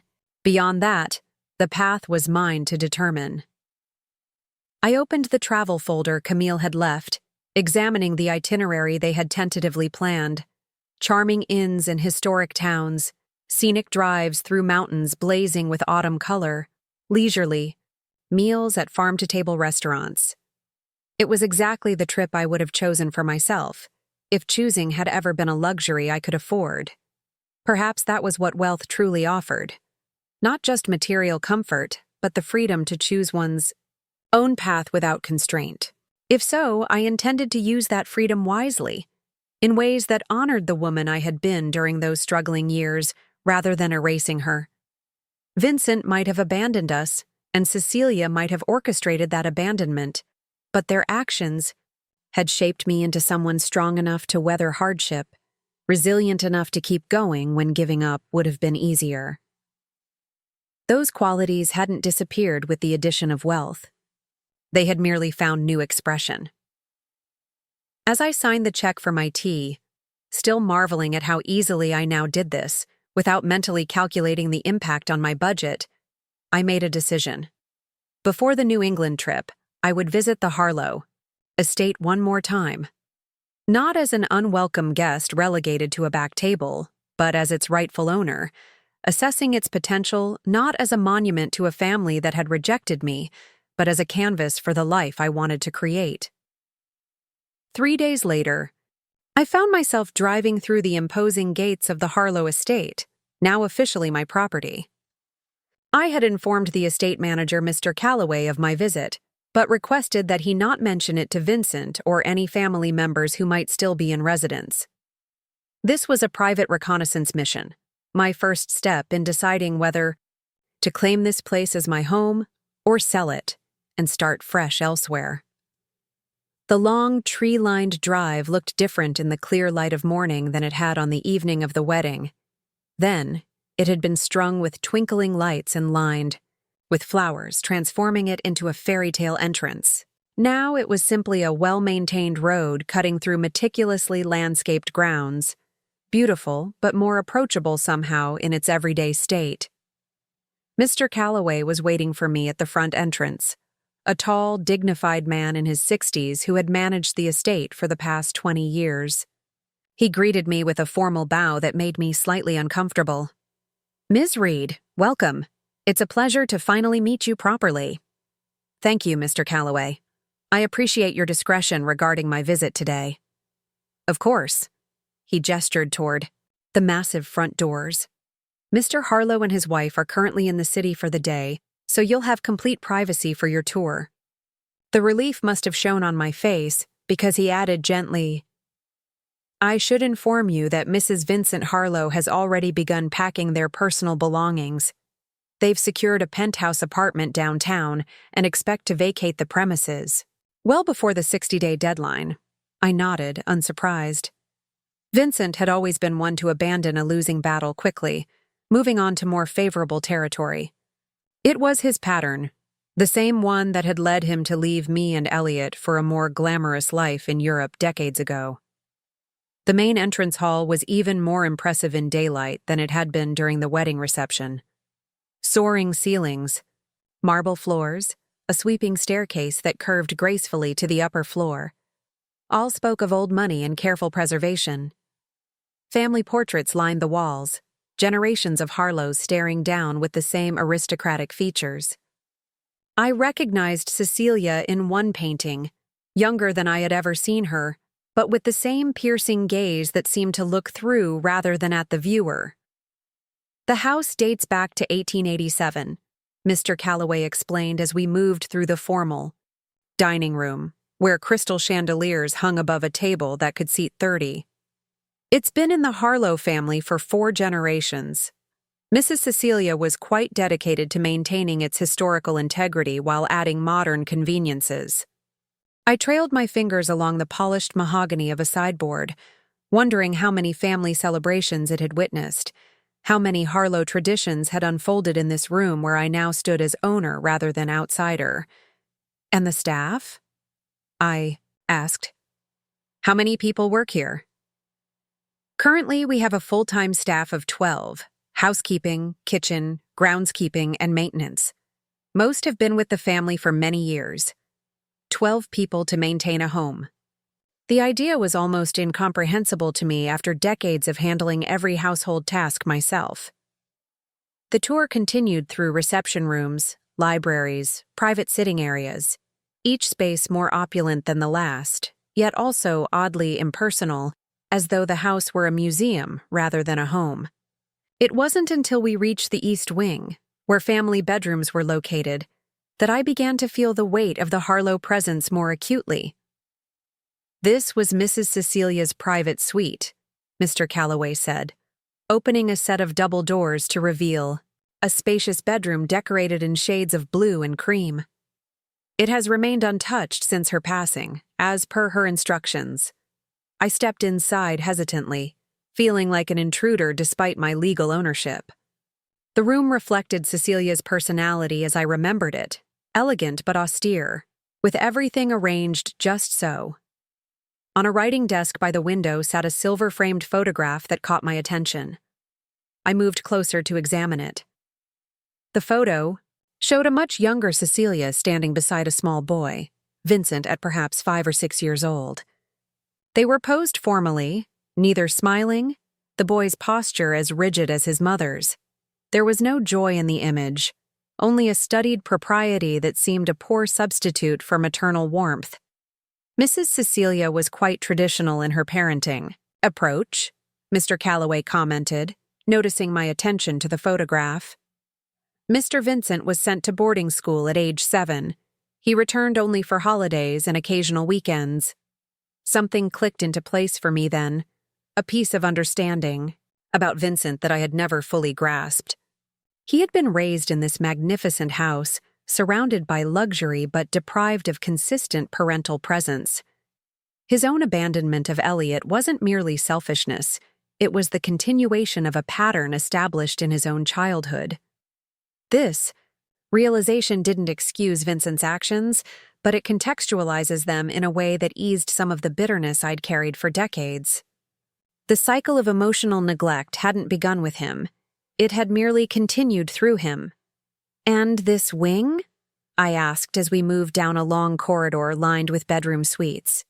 These were primarily guest rooms, though Mr. Vincent and his wife have been using the master suite at the end of the hall during their stay. I paused outside that door, suddenly reluctant to enter the space Vincent currently occupied. "Let's skip this one," I said, turning away. Mr. Calloway nodded understandingly and led me instead to the West Wing, which housed the estate's more modern amenities: a home theater, an indoor pool, a state-of-the-art gym, and a conservatory filled with exotic plants. The previous Mrs. Harlow, Mr. Vincent's grandmother, was passionate about botany, he explained as we walked among orchids and tropical ferns. She had this conservatory built in the 1950s and brought in specimens from around the world. Mrs. Cecilia maintained it out of respect for her mother-in-law's interests, though she wasn't particularly fond of gardening herself. I trailed my fingers along the broad leaf of a monstera plant, enjoying the peaceful atmosphere of the space. Of all the rooms I'd seen so far, this was the first that felt genuinely welcoming rather than imposing. "I like it here," I said softly. Mr. Calloway smiled. "Many guests say the same. It's less intimidating than some of the more formal areas of the house." After completing our tour of the main house, we ventured onto the grounds, 50 acres, of gardens, woodlands, and the lake I had glimpsed during the wedding ceremony. A charming boathouse sat at the water's edge, and nearby, partially hidden by trees, stood a small cottage. "What's that?" I asked, pointing to the structure. "The gardener's cottage," Mr. Calloway replied. "It was originally staff housing, but Mrs. Cecilia had it renovated about 5 years ago as a private retreat. She would sometimes spend weekends there when she wanted solitude. Something about the cottage called to me. Unlike the mansion, with its overwhelming grandeur and Harlow family ghosts, the cottage seemed approachable, human-scaled. Could we see inside? Mr. Calloway led me along a stone path to the cottage door. Unlike the formality of the main house, the cottage had a relaxed, almost whimsical quality. Window boxes filled with colorful flowers, a small porch with a swing, a roof that curved gently like something from a fairy tale. Inside, the space was surprisingly modern. Open-plan living areas, a small but well-equipped kitchen, a bedroom with windows overlooking the lake, and a luxurious bathroom with a soaking tub positioned to enjoy the view. The furniture was comfortable. Rather than ostentatious, the decor simple but high quality. Mrs. Cecilia completed the renovation shortly before her final illness, Mr. Calloway explained. She spent her last summer here rather than in the main house. I wandered through the rooms, feeling an unexpected connection to the woman who had orchestrated my abandonment, and then, decades later, my vindication. Had she come here seeking escape from the weight of the Harlow legacy? Had she found, in this simpler space, some measure of the peace that wealth and position had failed to provide? "It's perfect," I said, surprising myself with the certainty in my voice. "You prefer it to the main house?" Mr. Calloway asked, his tone carefully neutral. "I do." I moved to the window, gazing out at the lake shimmering in the afternoon sun. "The main house is impressive, but this feels like somewhere I could actually live." We concluded our tour with a visit to the estate's business office, where Mr. Calloway provided detailed information about the property's operating costs, staff responsibilities, and scheduled maintenance. The figures were staggering. Annual expenses that exceeded what I used to earn in 5 years of nursing. "It's a significant undertaking," he acknowledged. "Managing an estate of this size requires considerable attention." I can imagine. I closed the financial folder, my decision crystallizing. "Mr. Calloway, I'd like to make some changes to the current arrangements." He straightened, his expression carefully professional. "Of course, Ms. Reid. The estate is yours to direct as you see fit. I'd like to retain the staff with appropriate adjustments to their compensation to ensure everyone is receiving more than a living wage.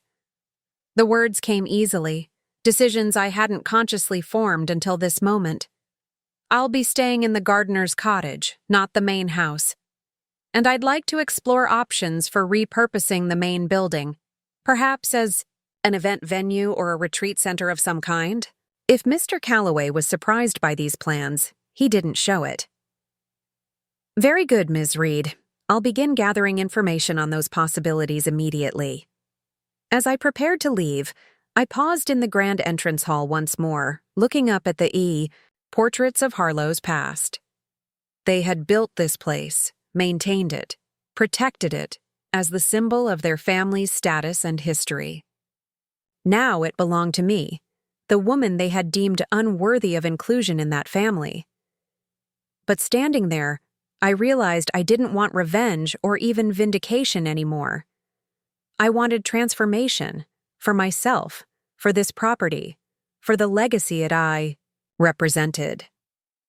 The Harlow estate wouldn't be my prison, a gilded cage of social expectations and historical weight. It would become something new, something that reflected the values I had developed during those years of struggle rather than the privilege I had suddenly inherited. As I drove away from the estate, my estate, I felt a sense of purpose forming. The gardener's cottage would be my home, a space that matched the person I truly was, rather than the person wealth might have transformed me into. The main house would serve a greater purpose, benefiting others rather than standing as a monument to a single family's prominence, and I would find my place somewhere between the woman who had scraped by for decades and the wealthy estate owner I had suddenly become, not erasing either identity, but integrating them into something authentic and purposeful. The irony wasn't lost on me. Cecilia had left me her fortune as recognition of my worth, yet the truest demonstration of that worth might be found in how I chose not to live like a Harlow, even when given the opportunity. The New England trip with Elliot and Camille provided exactly the respite I needed after weeks of legal meetings, financial consultations, and property decisions. We traveled in comfort, but not extravagance, staying in charming bed and breakfasts rather than luxury hotels, dining in local restaurants rather than Michelin-starred establishments. It was a deliberate choice we had all agreed upon, a way of reconnecting that wasn't overshadowed by my new wealth or the Harlow family drama. Vermont's rolling hills were ablaze with autumn color, crimson maples, golden beeches, russet oaks creating a tapestry more vibrant than any documentary had captured. We hiked woodland trails, visited small-town farmers markets, and spent evenings by fireplaces playing board games and sharing stories. For the first time in years, perhaps decades, I felt completely at ease with my son. One evening, as Camille retired early with a headache, Elliot and I sat on the porch of our rented cabin, wrapped in blankets against the October chill, watching stars emerge in the darkening sky. "Remember that time we tried camping in the backyard?" Elliot asked, smiling at the memory. "You borrowed that ancient tent from your coworker, and it collapsed on us in the middle of the night." I laughed. "And you were convinced there were bears, even though we were in suburbia." "Hey, I was 8. That opossum going through the trash definitely sounded bear-sized." He took a sip of his cider, expression growing more serious. "We never did get to go on a real camping trip." "No," I agreed softly.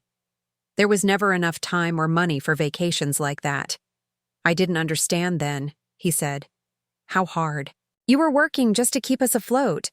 I remember being so angry when my friends went to summer camp or Disney World, and I had to stay home with the neighbor watching me while you worked double shifts." The memory stung a little, even after all these years. "I wanted to give you those experiences. I just couldn't. I know that now." He reached over and squeezed my hand. "That's why this trip means so much to me. It's like reclaiming something we missed." We sat in comfortable silence for a while, listening to the rustle of wind through the trees and the distant hooting of an owl. Finally, Elliot spoke again, his voice hesitant. Dad called me yesterday. I tensed slightly but kept my expression neutral. Oh?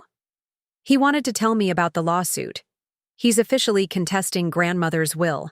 I had been expecting this news.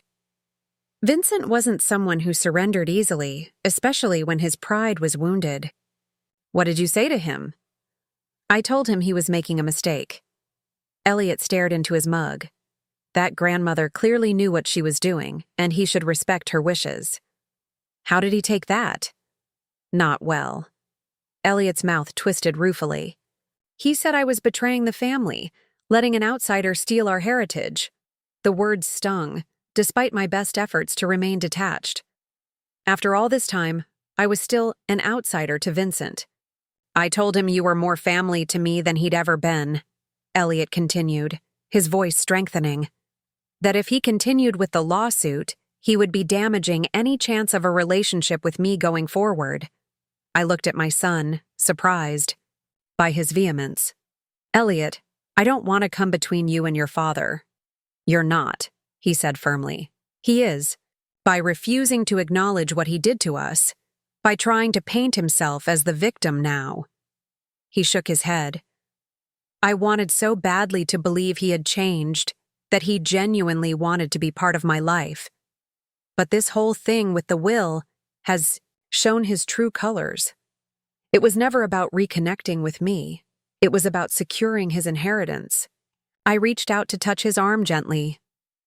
People are complicated, Elliot. Vincent may have had mixed motivations. Perhaps part of him truly did want to know you. Why are you defending him? Elliot asked, genuinely perplexed. After everything he did? It was a fair question, one I'd been asking myself lately. Why did I feel compelled to offer a more generous interpretation of Vincent's actions than they likely deserved? I'm not defending him, I said slowly, but I've realized recently that harboring bitterness, even when justified, doesn't serve me. And I hesitated, organizing my thoughts. I've seen the house he grew up in, learned a little about his childhood. The Harlow legacy isn't just wealth and privilege, it's emotional coldness, conditional love, impossible expectations. Vincent was shaped by that environment long before he met me. Elliot considered this. You're saying he was damaged by his upbringing. I'm saying we're all products of our environments, for better or worse. Understanding that doesn't excuse his choices, but it helps me contextualize them. And that understanding has helped me let go of some anger I've carried for a very long time. That's remarkably compassionate, Elliot said, studying me with new appreciation. I shrugged. Maybe. Or maybe it's just self-preservation. Holding on to resentment was exhausting, and I have better things to do with my energy now. Like what? He asked, a small smile playing at the corners of his mouth. Like figuring out what to do with a 20-room mansion I never wanted, I replied dryly. Elliot laughed. Have you decided yet? About the estate? I nodded. I'm keeping the property, but I'll be living in the gardener's cottage by the lake. It's the perfect size for me. Beautiful, but not overwhelming. As for the main house, I hesitated, not having shared these plans with anyone yet. I'm considering turning it into a residential educational center for single parents trying to advance their careers. Elliot's eyebrows rose in surprise. Really? The idea is still taking shape, I explained, warming to the topic. But imagine if I had been able to attend nursing school while having safe housing for Elliot and reliable childcare. How much easier would our lives have been? How much sooner might I have been able to provide a more stable life for us? Wow. That's incredible, Mom. It would require significant renovation and investment to convert the space appropriately, and there would be operational costs to consider for staffing and programming. But the foundation I'm establishing with part of the inheritance could sustain it. Elliot was quiet for a moment, processing this information. You're using grandmother's fortune to help other women who were in your position. There's a beautiful symmetry to that. I think Cecilia might approve, oddly enough, I said. Her letter suggested she had developed a respect for how I managed to raise you despite overwhelming odds. This would be a way of making that path less overwhelming for others. When did you come up with this plan? I smiled, remembering the moment of clarity I'd experienced standing in the gardener's cottage, looking out at the lake. It's been evolving since I first toured the property. Something about that house. It's too grand for one person, too steeped in Harlow history for me to ever feel completely comfortable living there. But repurposing it, transforming it into something that helps others overcome the challenges I faced, that feels right. Dad will be furious, Elliot said, though he didn't sound particularly troubled by this prospect. Converting the Harlow family estate into a center for struggling single mothers? It goes against everything the family has represented for generations. Perhaps that's exactly why it needs to happen, I replied. The Harlow legacy has been about exclusivity, about keeping people out. I'd like to create a new legacy of inclusion, of lifting others up. As we sat there in the gathering darkness, I felt a sense of peace settle over me. The path ahead was becoming clearer, not just what I would do with the inherited property and wealth, but who I wanted to be in this new chapter of my life. The following morning, as we prepared to drive to our next destination in the White Mountains of New Hampshire, I received a call from Whitmore. Ms. Reid, I apologize for disturbing your vacation, but I thought you should know immediately. Vincent has formally filed to contest his mother's will. The papers were served to my office this morning. I had expected this, but the confirmation still sent a wave of tension through my body. What grounds is he claiming? Undue influence and diminished capacity, the standard challenges. He's alleging that you somehow manipulated Cecilia during her final illness, despite the fact that you had no contact with her. Will it succeed? I asked, though I already knew the answer. Highly unlikely. Cecilia's preparations were meticulous, including multiple medical evaluations confirming her cognitive clarity. But it will delay the final settlement of some assets and create legal expenses. He paused. I should also inform you that Vincent has been speaking to the press. There's an article in today's Capital Times suggesting impropriety in how you obtained the inheritance. My heart sank. The last thing I wanted was public scrutiny and gossip surrounding my unexpected wealth. What should I do? Nothing, for now, Whitmore advised. Engaging with the press only prolongs the story. My recommendation is to proceed with your plans for the estate while the legal process runs its course. Vincent's challenge will ultimately fail, but he may succeed in creating temporary obstacles and public relations issues. After ending the call, I sat on the edge of the bed, absorbing this new development. Elliot knocked softly on the doorframe, concern evident in his expression.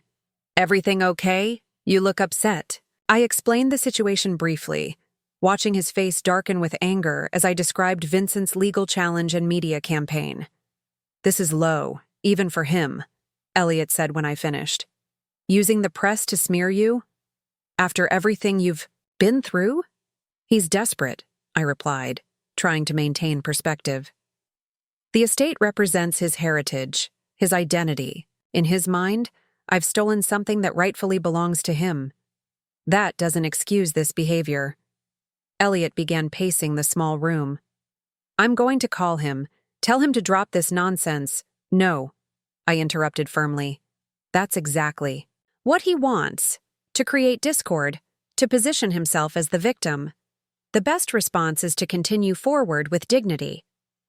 Elliot stopped pacing, his expression softening as he looked at me. How are you so calm about this? If I were in your position, I'd be furious. I considered the question seriously. I am upset, I admitted. But I've also gained perspective lately. Vincent can file lawsuits and plant newspaper stories, but he can't take away what matters most. my relationship with you, my plans for the future, the peace I've found in accepting this new chapter of my life. Camille appeared in the doorway, looking concerned. Is everything all right? We should leave soon if we want to reach the mountain lodge before dark. Elliot glanced at me questioningly. I nodded and stood, gathering my sweater and bag. Everything's fine, I assured Camille. Just a minor legal hiccup that Whitmore is handling. Nothing that should interfere with our trip. As we loaded our luggage into the car, I made a decision. I wouldn't allow Vincent's tactics to overshadow this precious time with Elliot and Camille. The legal battles could wait. The newspapers could print what they would. For now, my priority was strengthening these renewed family bonds and enjoying experiences long denied by circumstances. The mountains of New Hampshire awaited, their slopes painted in autumn glory. Whatever storms Vincent stirred up in the valley, below could not touch us here. The media storm Vincent created gained momentum during our absence. By the time we returned from New England, the Capital Times had published 3 separate articles questioning the legitimacy of my inheritance, each more sensational than the last. One headline blared, "Nurse manipulates dying socialite out of family fortune," while another asked, "Harlow estate, rightful inheritance or calculated theft?" Vincent had given multiple interviews, portraying himself as the devoted son shocked by his mother's inexplicable decision to disinherit her family in favor of a woman she barely knew. He carefully avoided mentioning that this barely known woman had raised his abandoned son while he built a new life in Europe. I maintained my silence, following Whitmore's advice to avoid engaging with the press. But the stories were increasingly difficult to ignore, especially when I began receiving calls from old colleagues and acquaintances asking about the scandal. "You should make a statement," Elliot insisted as we sat in Whitmore's office reviewing the latest legal developments. "Tell your side of the story. People who know you will believe you, but this narrative Dad's creating is going unchallenged." Whitmore adjusted his glasses thoughtfully. "While I generally advise against public statements during ongoing litigation, Mr. Harlow may have a point. The court of public opinion can sometimes influence legal proceedings, particularly in high-profile cases involving prominent families." I sighed, uncomfortable with the idea of putting myself in the spotlight. What would I even say? That Vincent abandoned us 30 years ago? That his mother had a change of heart on her deathbed? I have no proof of either, just my word against his. "Actually," Whitmore said, reaching for a folder on his desk, "you do have proof. Cecilia's letter, which was read at the will reading, is part of the official record, and there's more." He extracted a thick envelope from the folder. "These are copies of the reports Cecilia commissioned on your life raising Elliot.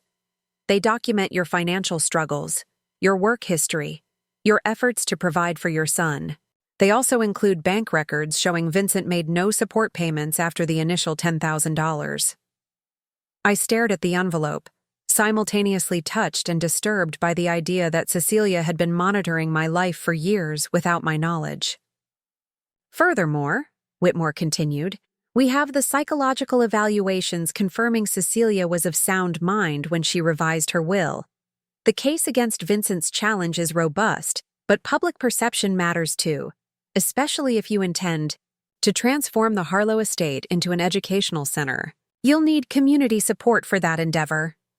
I took the envelope, weighing it in my hands along with my options. I need to think about this. Later that afternoon, I moved into the gardener's cottage. Despite Vincent's legal challenge, my ownership of the property itself wasn't in question. Only certain financial assets were temporarily frozen pending court review. The cottage felt immediately like home in a way the Grand Harlow mansion never could, with its lake views and cozy proportions. I spent the first evening arranging my modest possessions, marveling at how few material things I'd accumulated despite decades of independent living.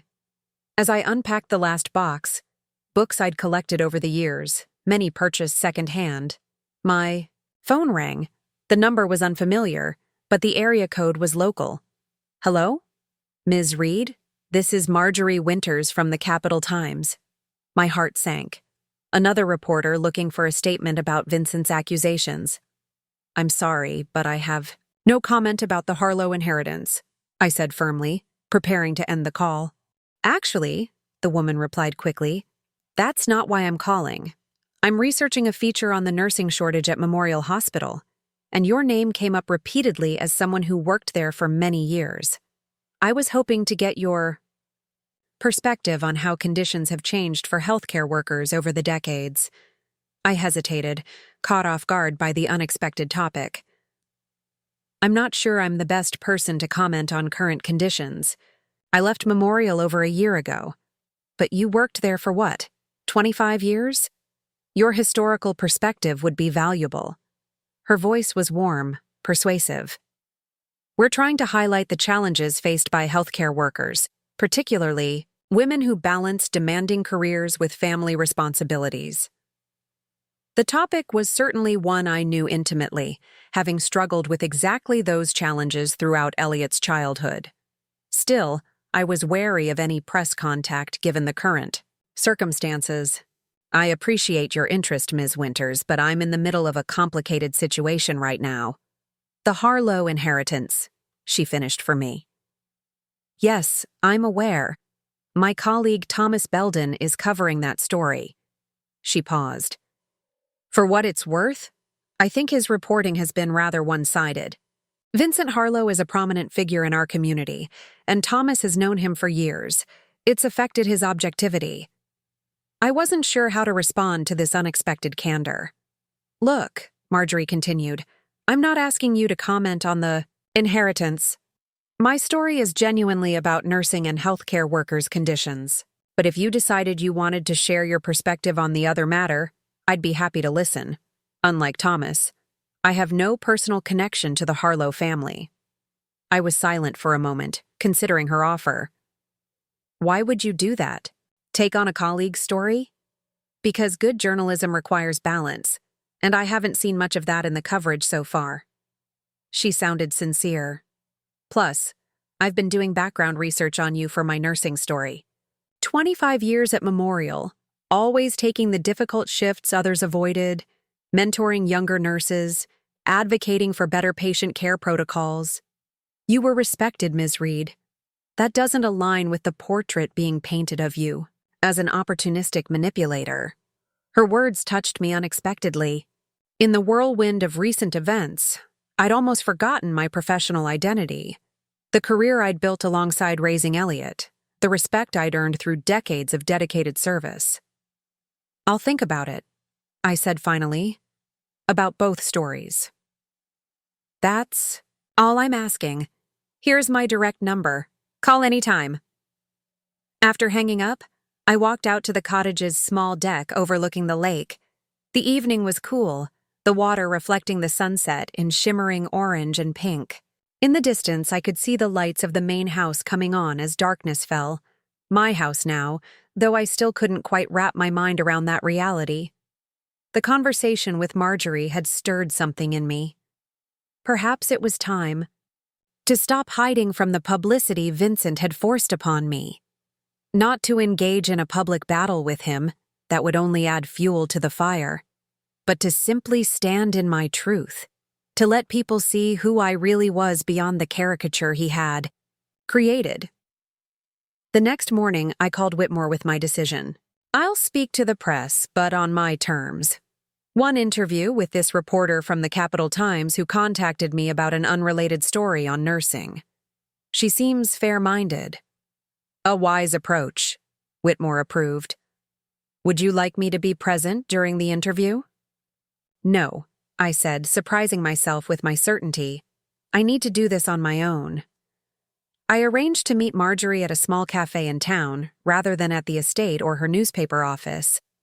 I wanted neutral territory, somewhere I could feel comfortable, speaking openly without the weight of the Harlow legacy or media formality.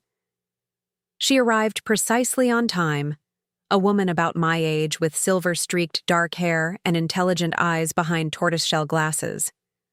She dressed simply but professionally in a blazer and jeans, carrying a worn leather notebook rather than a recording device. "Thank you for agreeing to meet," she said as we settled at a corner table. "How would you like to proceed? We could start with the nursing story, which is genuinely important to me, or we could address the Harlow situation first." Her directness was refreshing after weeks of legal maneuvering and public relations strategizing. "Let's start with nursing," I decided.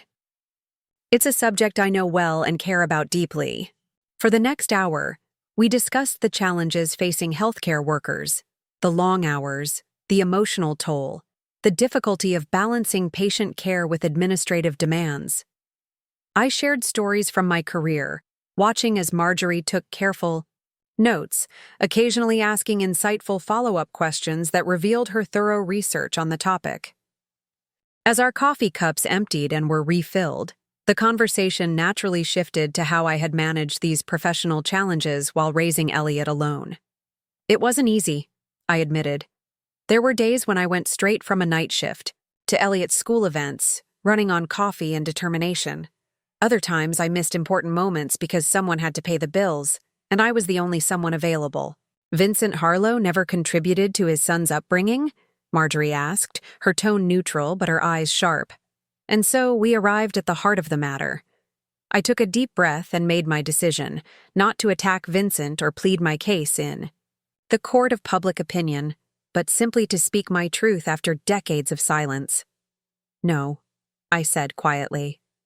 After the initial divorce settlement, there was no contact, no support, nothing. I raised Elliot entirely on my own, working multiple jobs to keep us afloat. Yet Mr. Harlow has recently claimed in interviews that he was prevented from being part of his son's life, that you rebuffed his attempts at reconciliation. I smiled sadly. There were no attempts to rebuff. Vincent left when Elliot was 3 months old. He reappeared shortly before our son's wedding, nearly 30 years later. And Cecilia Harlow? What was your relationship with her? "There wasn't one," I replied honestly. After Vincent left, I had no contact with any member of the Harlow family until recently. I was as shocked as anyone by her decision to leave me, her estate. Marjorie's pen paused above her notebook. "Then why do you think she did it?" I considered the question carefully, thinking about Cecilia's letter, about the reports she had commissioned documenting my struggles. I believe she was trying, in her own way, to right a wrong she felt responsible for. According to the letter she left with her will, she played an active role in separating Vincent from me and Elliot all those years ago. Perhaps at the end of her life, she developed a conscience about that. "May I see this letter?" I nodded, removing a copy from my purse and sliding it across the table. "Mr. Whitmore, the family attorney, can verify its authenticity." Marjorie read silently, her expression growing increasingly grave. When she looked up, her eyes held a new respect. "This is quite extraordinary and completely contradicts the narrative Mr. Harlow has been promoting." "Yes," I agreed simply. "What do you intend to do with the estate?" she asked, returning to her reporter's role. Here, I allowed myself to speak with real enthusiasm, sharing my vision for transforming the Harlow mansion into an educational center for single parents, a place where they could live with their children, while pursuing degrees or professional certifications, with integrated childcare and support services. The greatest barrier I faced raising Elliot wasn't lack of ambition or ability, I explained. It was practical logistics, finding affordable housing near my school, arranging childcare that aligned with class schedules, managing study time while meeting his needs. This center would address those barriers directly. By the time our interview concluded, the cafe had filled and emptied again with the lunch crowd. Marjorie closed her notebook, looking thoughtful. "Thank you for your candor, Ms. Reid. I'll be writing 2 separate pieces, one on the nursing profession as originally discussed, and another on the Harlow inheritance and your plans for the estate. You'll have a chance to review both for factual accuracy before publication." As we parted, she added, For what it's worth, I think what you're planning to do with the estate is remarkable, transforming a symbol of privilege into a resource for those who have traditionally been excluded. There's a powerful story there. I drove back to the cottage feeling lighter than I had in weeks. Whatever the public reaction to Marjorie's articles might be, I had finally spoken my piece after decades of silent endurance. The truth was on the record now, not just Vincent's self-serving version of events, and somehow, explaining my vision for the estate to someone outside my immediate circle had made it more real, more concrete. This wasn't just a vague idea anymore. It was a plan taking shape, a legacy I could create that would extend far beyond my own life or the Harlow family name. Marjorie's articles appeared in the Sunday edition of the Capital Times a week later. The nursing piece ran in the careers section, a thoughtful examination of the challenges facing healthcare workers, with my experiences providing historical context alongside interviews with current hospital staff. It was exactly what she had promised, a substantive piece of journalism that had nothing to do with the Harlow inheritance. The second article, however, dominated the front page of the local section with the headline, "Harlow Fortune, a Mother's Deathbed Atonement." Below it ran a photo of me sitting on the cottage deck, looking out at the lake, a quiet, dignified image that Marjorie had taken with my permission, a stark contrast to the formal Harlow family portraits that had accompanied previous coverage. That piece was meticulous in its reporting, presenting Vincent's claims alongside documented evidence that contradicted them. Cecilia's letter was quoted extensively, as were portions of the investigation reports she had commissioned on my life-raising. Elliot. Marjorie had also interviewed several of my former colleagues at Memorial Hospital, who vouched for my character and work ethic. Most powerful, perhaps, was an unexpected contribution from Camille's father, Dr. Laurent, a respected figure in the EC community. "I've known Vincent Harlow socially for many years," he was quoted as saying, "but I've come to know Nora Reid through my daughter's marriage to her son. The woman portrayed in recent media accounts bears no resemblance to the dedicated mother and healthcare professional who has welcomed my daughter into her family with genuine warmth." The article concluded with a detailed description of my plans for the educational center, including architectural renderings that Mr. Calloway had helped me commission for the property's transformation. My phone began ringing early that morning and didn't stop. Friends, former colleagues, even patients I had cared for years ago, called to offer support and express admiration for my plans. Several local businesses reached out about potential partnerships with the future educational center. The president of the community college where I had once taken night classes while raising Elliot called to discuss possible academic collaboration. By mid-afternoon, I had to turn off my phone just to catch my breath. I walked down to the lake shore, finding a quiet spot on a stone bench partially hidden by willows. The water lapped gently at the rocky edge, soothing in its rhythmic constancy. "I thought I might find you here," a familiar voice said. I turned, to see Elliot approaching along the path from the main house. "Hiding from your newfound fame?" I smiled, patting the bench beside me. "Just taking a moment to process everything. It's been an overwhelming day." He sat down, handing me a mug of tea he'd carried from the cottage. "The articles are incredible, Mom. Marjorie did a remarkable job presenting the truth without sensationalizing it." "Yes," I agreed, warming my hands on the mug. "Though I suspect your father doesn't share that assessment." Elliot's expression darkened. "He's furious. Called me this morning ranting about family loyalty and threatened to expand the lawsuit to include Marjorie and the newspaper for defamation." "Can he do that?" I asked, concerned. "Whitmore says no. The article is meticulously documented, and truth is an absolute defense against defamation claims." He shook his head ruefully. "But that won't stop Dad from making threats and creating drama. It's what he does when he feels cornered." We sat quietly for a moment, watching a pair of ducks glide across the lake's surface, leaving ripples in their wake. "I've been thinking," Elliot said finally. About the educational center. I want to help. I looked at him questioningly. Camille and I have been discussing it since you first mentioned the idea. She has experience in educational programming from her work with the Symphony's youth outreach, and I have connections in the architectural community that could be valuable for the renovation process. His eyes were bright with enthusiasm.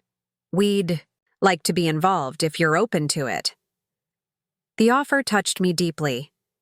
Not just the practical support, though that was certainly welcome, but the validation of my vision. The recognition that this wasn't merely a whim or an impulsive reaction to my sudden wealth, but a meaningful project worthy of investment.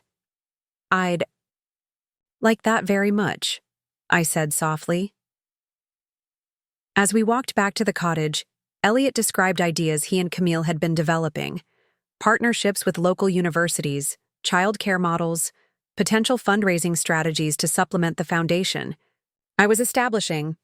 His excitement was contagious, and I found myself imagining the future more vividly than I had before, seeing children playing on the great lawn where Elliot's wedding had taken place, young parents studying in the library that had once showcased Harlow family artifacts, the formal dining room transformed into a communal space where residents could share meals and support. When we reached the cottage, Mr. Calloway was waiting. On the porch, his expression unusually animated. "Ms. Reid?" he called as we approached. "I apologize for the interruption, but there's been a development I thought you should know about immediately." I invited him inside, concerned by his urgency. Once we were settled in the living room, he explained. Vincent and his wife left the estate early this morning, taking only personal items and leaving the rest of their possessions behind. He handed me an envelope. This was delivered to the main house by messenger an hour ago, addressed to you. The envelope contained a brief typewritten note on Vincent's personal stationery. Nora, I am withdrawing my challenge to my mother's will, effective immediately. My attorneys will contact Whitmore with the formal documentation. Our family history is complicated, as you well know. While I maintain that my mother's decision was influenced by her illness and regrettable family estrangements, I recognize that prolonging this legal battle serves no one's interests. I will be relocating to our property in Switzerland indefinitely, as I will no longer be a presence in this community. You may proceed with your plans for the estate without further interference from me. Regarding Elliot, I acknowledge that my absence from his early life created a void that you alone filled. For that dedication, if nothing else, perhaps you have earned my mother's bequest after all. Vincent, I read the note twice, trying to discern the emotions behind the carefully composed words. It wasn't an apology. Vincent was incapable of such direct acknowledgement of wrongdoing, but it was a retreat, a grudging recognition of defeat. He's backing down, Elliot said, reading over my shoulder. I can't believe it. The newspaper article likely influenced his decision, Mr. Calloway observed. The public narrative had shifted decidedly against him. Vincent has always been conscious of his reputation in society. And Switzerland provides a convenient escape from the aftermath, I added, folding the note and returning it to its envelope. Does this mean it's over? Elliot asked. The legal challenges, the fighting over the inheritance? It appears so, Mr. Calloway confirmed. Without an active challenge to the will, the temporary freezes on financial assets will be lifted, and Ms. Reid's status as sole inheritor will be formalized. The news should have brought unmitigated relief, but my feelings were more complex. Vincent's retreat meant freedom to proceed with my plans without legal obstacles, certainly. Yet there was something anticlimactic about this abrupt resolution. No confrontation, no real reconciliation, just a strategic withdrawal to distant shores. Will you stay on, Mr. Calloway? I asked, suddenly concerned about the estate manager's future. Now that the situation with the inheritance is resolved, I'll be moving forward with the renovation plans soon. I'd value your experience during the transition. His expression softened with evident relief. I would be honored to continue in my role, Ms. Reid, This estate has been my life's work for 20 years, and I find your vision for its future quite compelling." After he departed, Elliot and I sat in contemplative silence, processing the unexpected development. "So that's it," Elliot said finally. "Dad just gives up and disappears to Switzerland. After all the drama he created, after dragging your name through the press, he just walks away." "It's consistent with his pattern," I observed.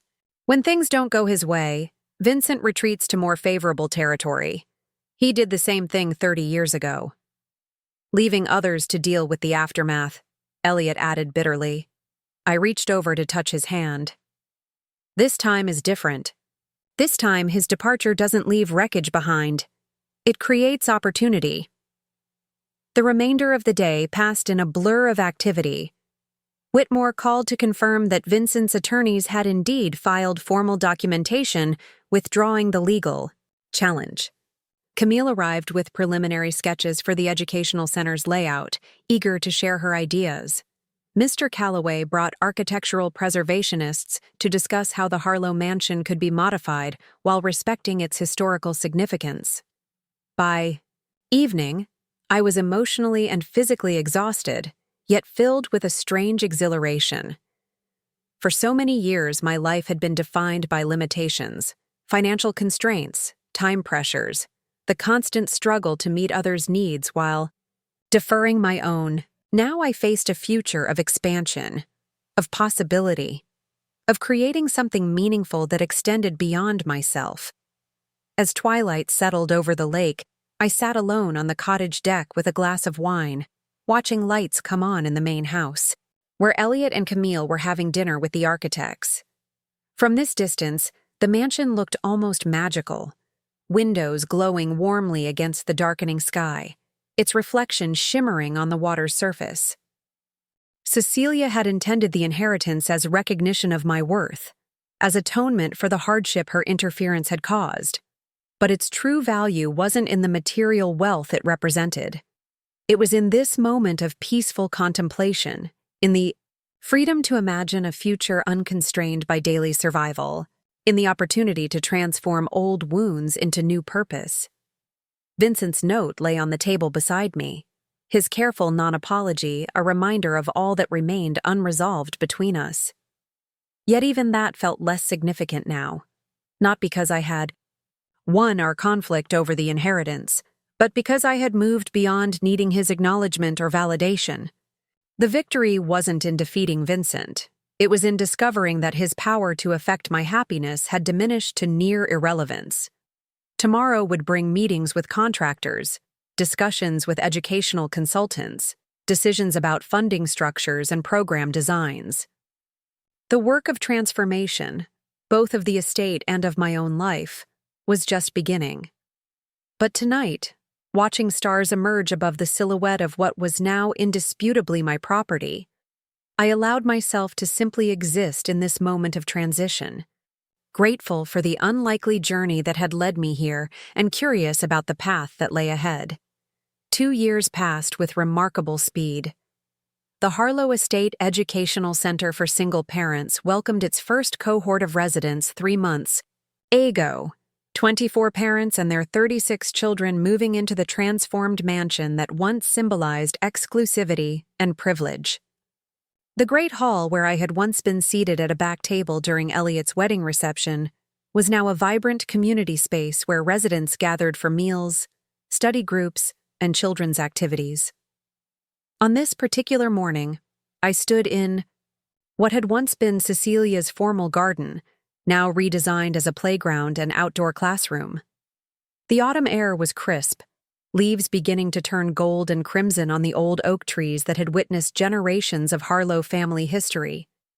Children's laughter rang out as they climbed on equipment built to blend with the garden's historical features, their parents watching from nearby benches while reviewing notes or reading textbooks. "Ms. Reid," called Lucia, one of our first residents, waving as she approached with her 5-year-old daughter. "I wanted to share some news before the community dinner tonight. I've been accepted to the hospital's nursing residency program for next spring." I embraced her warmly, genuinely delighted. Lucia had been working toward this goal since arriving at the center, balancing prerequisite courses with parenting responsibilities, studying late into the night after her daughter was asleep. "That's wonderful news," I told her. "You've worked so hard for this." "I couldn't have done it without the center," she said, her eyes bright with emotion. "The stable housing, the childcare, the mentoring, it made the impossible possible." As Lucia continued to her morning class, I felt a profound sense of satisfaction. This was exactly what I had envisioned, creating the support system I had lacked during those struggling years raising Elliot. Each resident's success felt like a validation of not just the center's mission, but of my own difficult journey. The transformation of the Harlow estate had been more challenging than anticipated. Historical preservation requirements meant certain architectural features had to be maintained, limiting our renovation options. The local zoning board initially resisted the change from single-family residence to educational facility, requiring months of hearings and community meetings to secure necessary permits.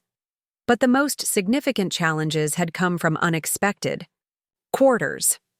Several of Vincent's cousins, emboldened by his retreat to Switzerland, had emerged with their own claims to portions of the estate, necessitating another round of legal proceedings. More painful had been the resistance from some community members who objected to that kind of program in their elite neighborhood, their language thinly veiling concerns about declining property values and undesirable elements coming to the area. Through it all, I had maintained the calm determination that had carried me through decades of single parenting. Each obstacle became merely another problem to solve, each critique an opportunity to educate others about the center's mission and value, and I hadn't faced these challenges alone. Elliot and Camille had thrown themselves into the project with remarkable dedication.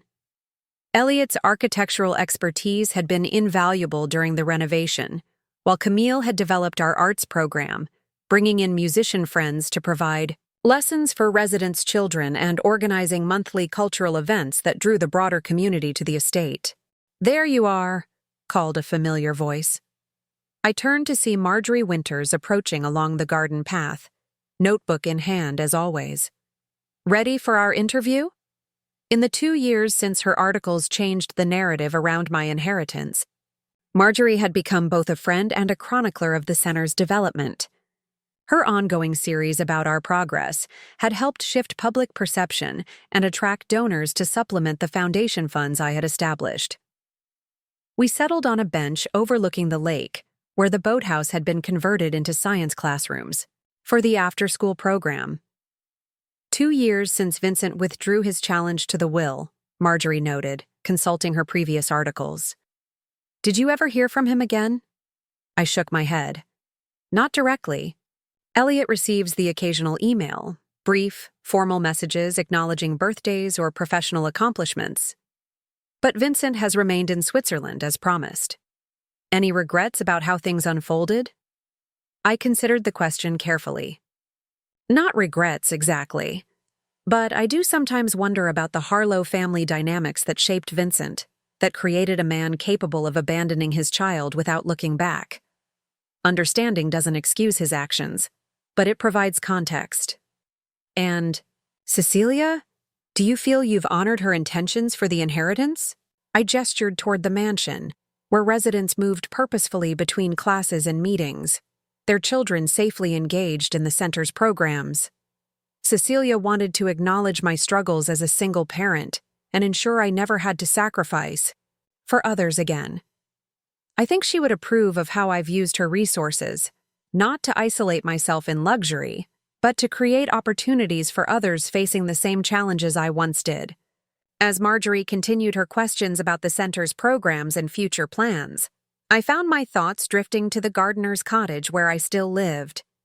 Despite having access to the Harlow fortune, I had kept my lifestyle relatively modest, comfortable but not extravagant. The cottage had been expanded slightly to include a proper office where I managed the foundation and center operations, but otherwise remained the cozy retreat that had immediately felt like home. "One last question," Marjorie said, closing her notebook. What would you say to the Nora Reid of 30 years ago, the young mother struggling to raise Elliot alone after Vincent left? The question caught me off guard with its poignancy. What would I tell that younger version of myself, who had spent so many nights worrying about bills, who had sacrificed her own dreams to create opportunities for her son, who had defined her worth primarily through what she could provide for others? I would tell her that her worth isn't measured by her circumstances, I said slowly. That the strength she's developing through struggle will serve her well in ways she can't yet imagine. That one day, the sacrifices that feel like limitations will be transformed into understanding and purpose. I paused, watching a young father and daughter crossing the lawn hand in hand, headed toward the science classroom. Most importantly, I'd tell her that the story doesn't end with abandonment and struggle, that life has chapters we can't anticipate, twists we would never predict. And sometimes, even the most painful parts of our journey create the foundation for something beautiful. After Marjorie left, I walked down to the lakeshore where it all began, where I had stood after Elliot's wedding, feeling invisible and irrelevant, only to be approached by Harold Whitmore with news that would change everything. The water was calm today, reflecting clouds drifting lazily across the blue October sky. My phone buzzed with a text from Elliot. "Mom, don't forget dinner tonight at our place. We have news to share." I smiled, suspecting the nature of their announcement. Camille had been glowing lately, making excuses to avoid wine at recent gatherings. A grandchild would complete this chapter of unexpected joy, a new generation that would know nothing of the struggle and heartbreak that had preceded it. As I walked back toward the cottage to prepare for the evening, I passed a young woman sitting on a bench, textbooks spread around her. A sleeping toddler nestled against her side. She was one of our newer residents, recently escaped from an abusive relationship, determined to complete her education despite overwhelming odds. Our eyes met, and I nodded in quiet acknowledgement of her journey. She straightened slightly, a small gesture of pride and determination that I recognized intimately. In her face, I saw echoes of my younger self, the same exhaustion, the same fierce love for her child, the same refusal to surrender to circumstances. But unlike my solitary path, hers included support, community, resources, a safety net woven from my own experience of having none. The cycle of struggle hadn't been broken completely. Life would always present challenges, but it had been transformed, the isolation replaced with connection, the quiet desperation with cautious hope. As I reached my cottage, I paused on the threshold, struck by the journey that had brought me here. From the young nurse abandoned with an infant to the woman who now stood on her own property, overseeing a program that would change hundreds of lives. From being seated outside at my son's wedding to creating a place where others would always have a seat at the table. The transformation wasn't just in the Harlow estate, with its repurposed rooms and redesigned gardens. It wasn't just in my material circumstances, though those had certainly changed dramatically. The most profound transformation had been internal, in how I understood my own worth, in how I defined success and purpose, in how I had reclaimed authorship of my own story. Vincent had never offered a true apology for his abandonment. Cecilia's atonement had come too late to ease the years of struggle.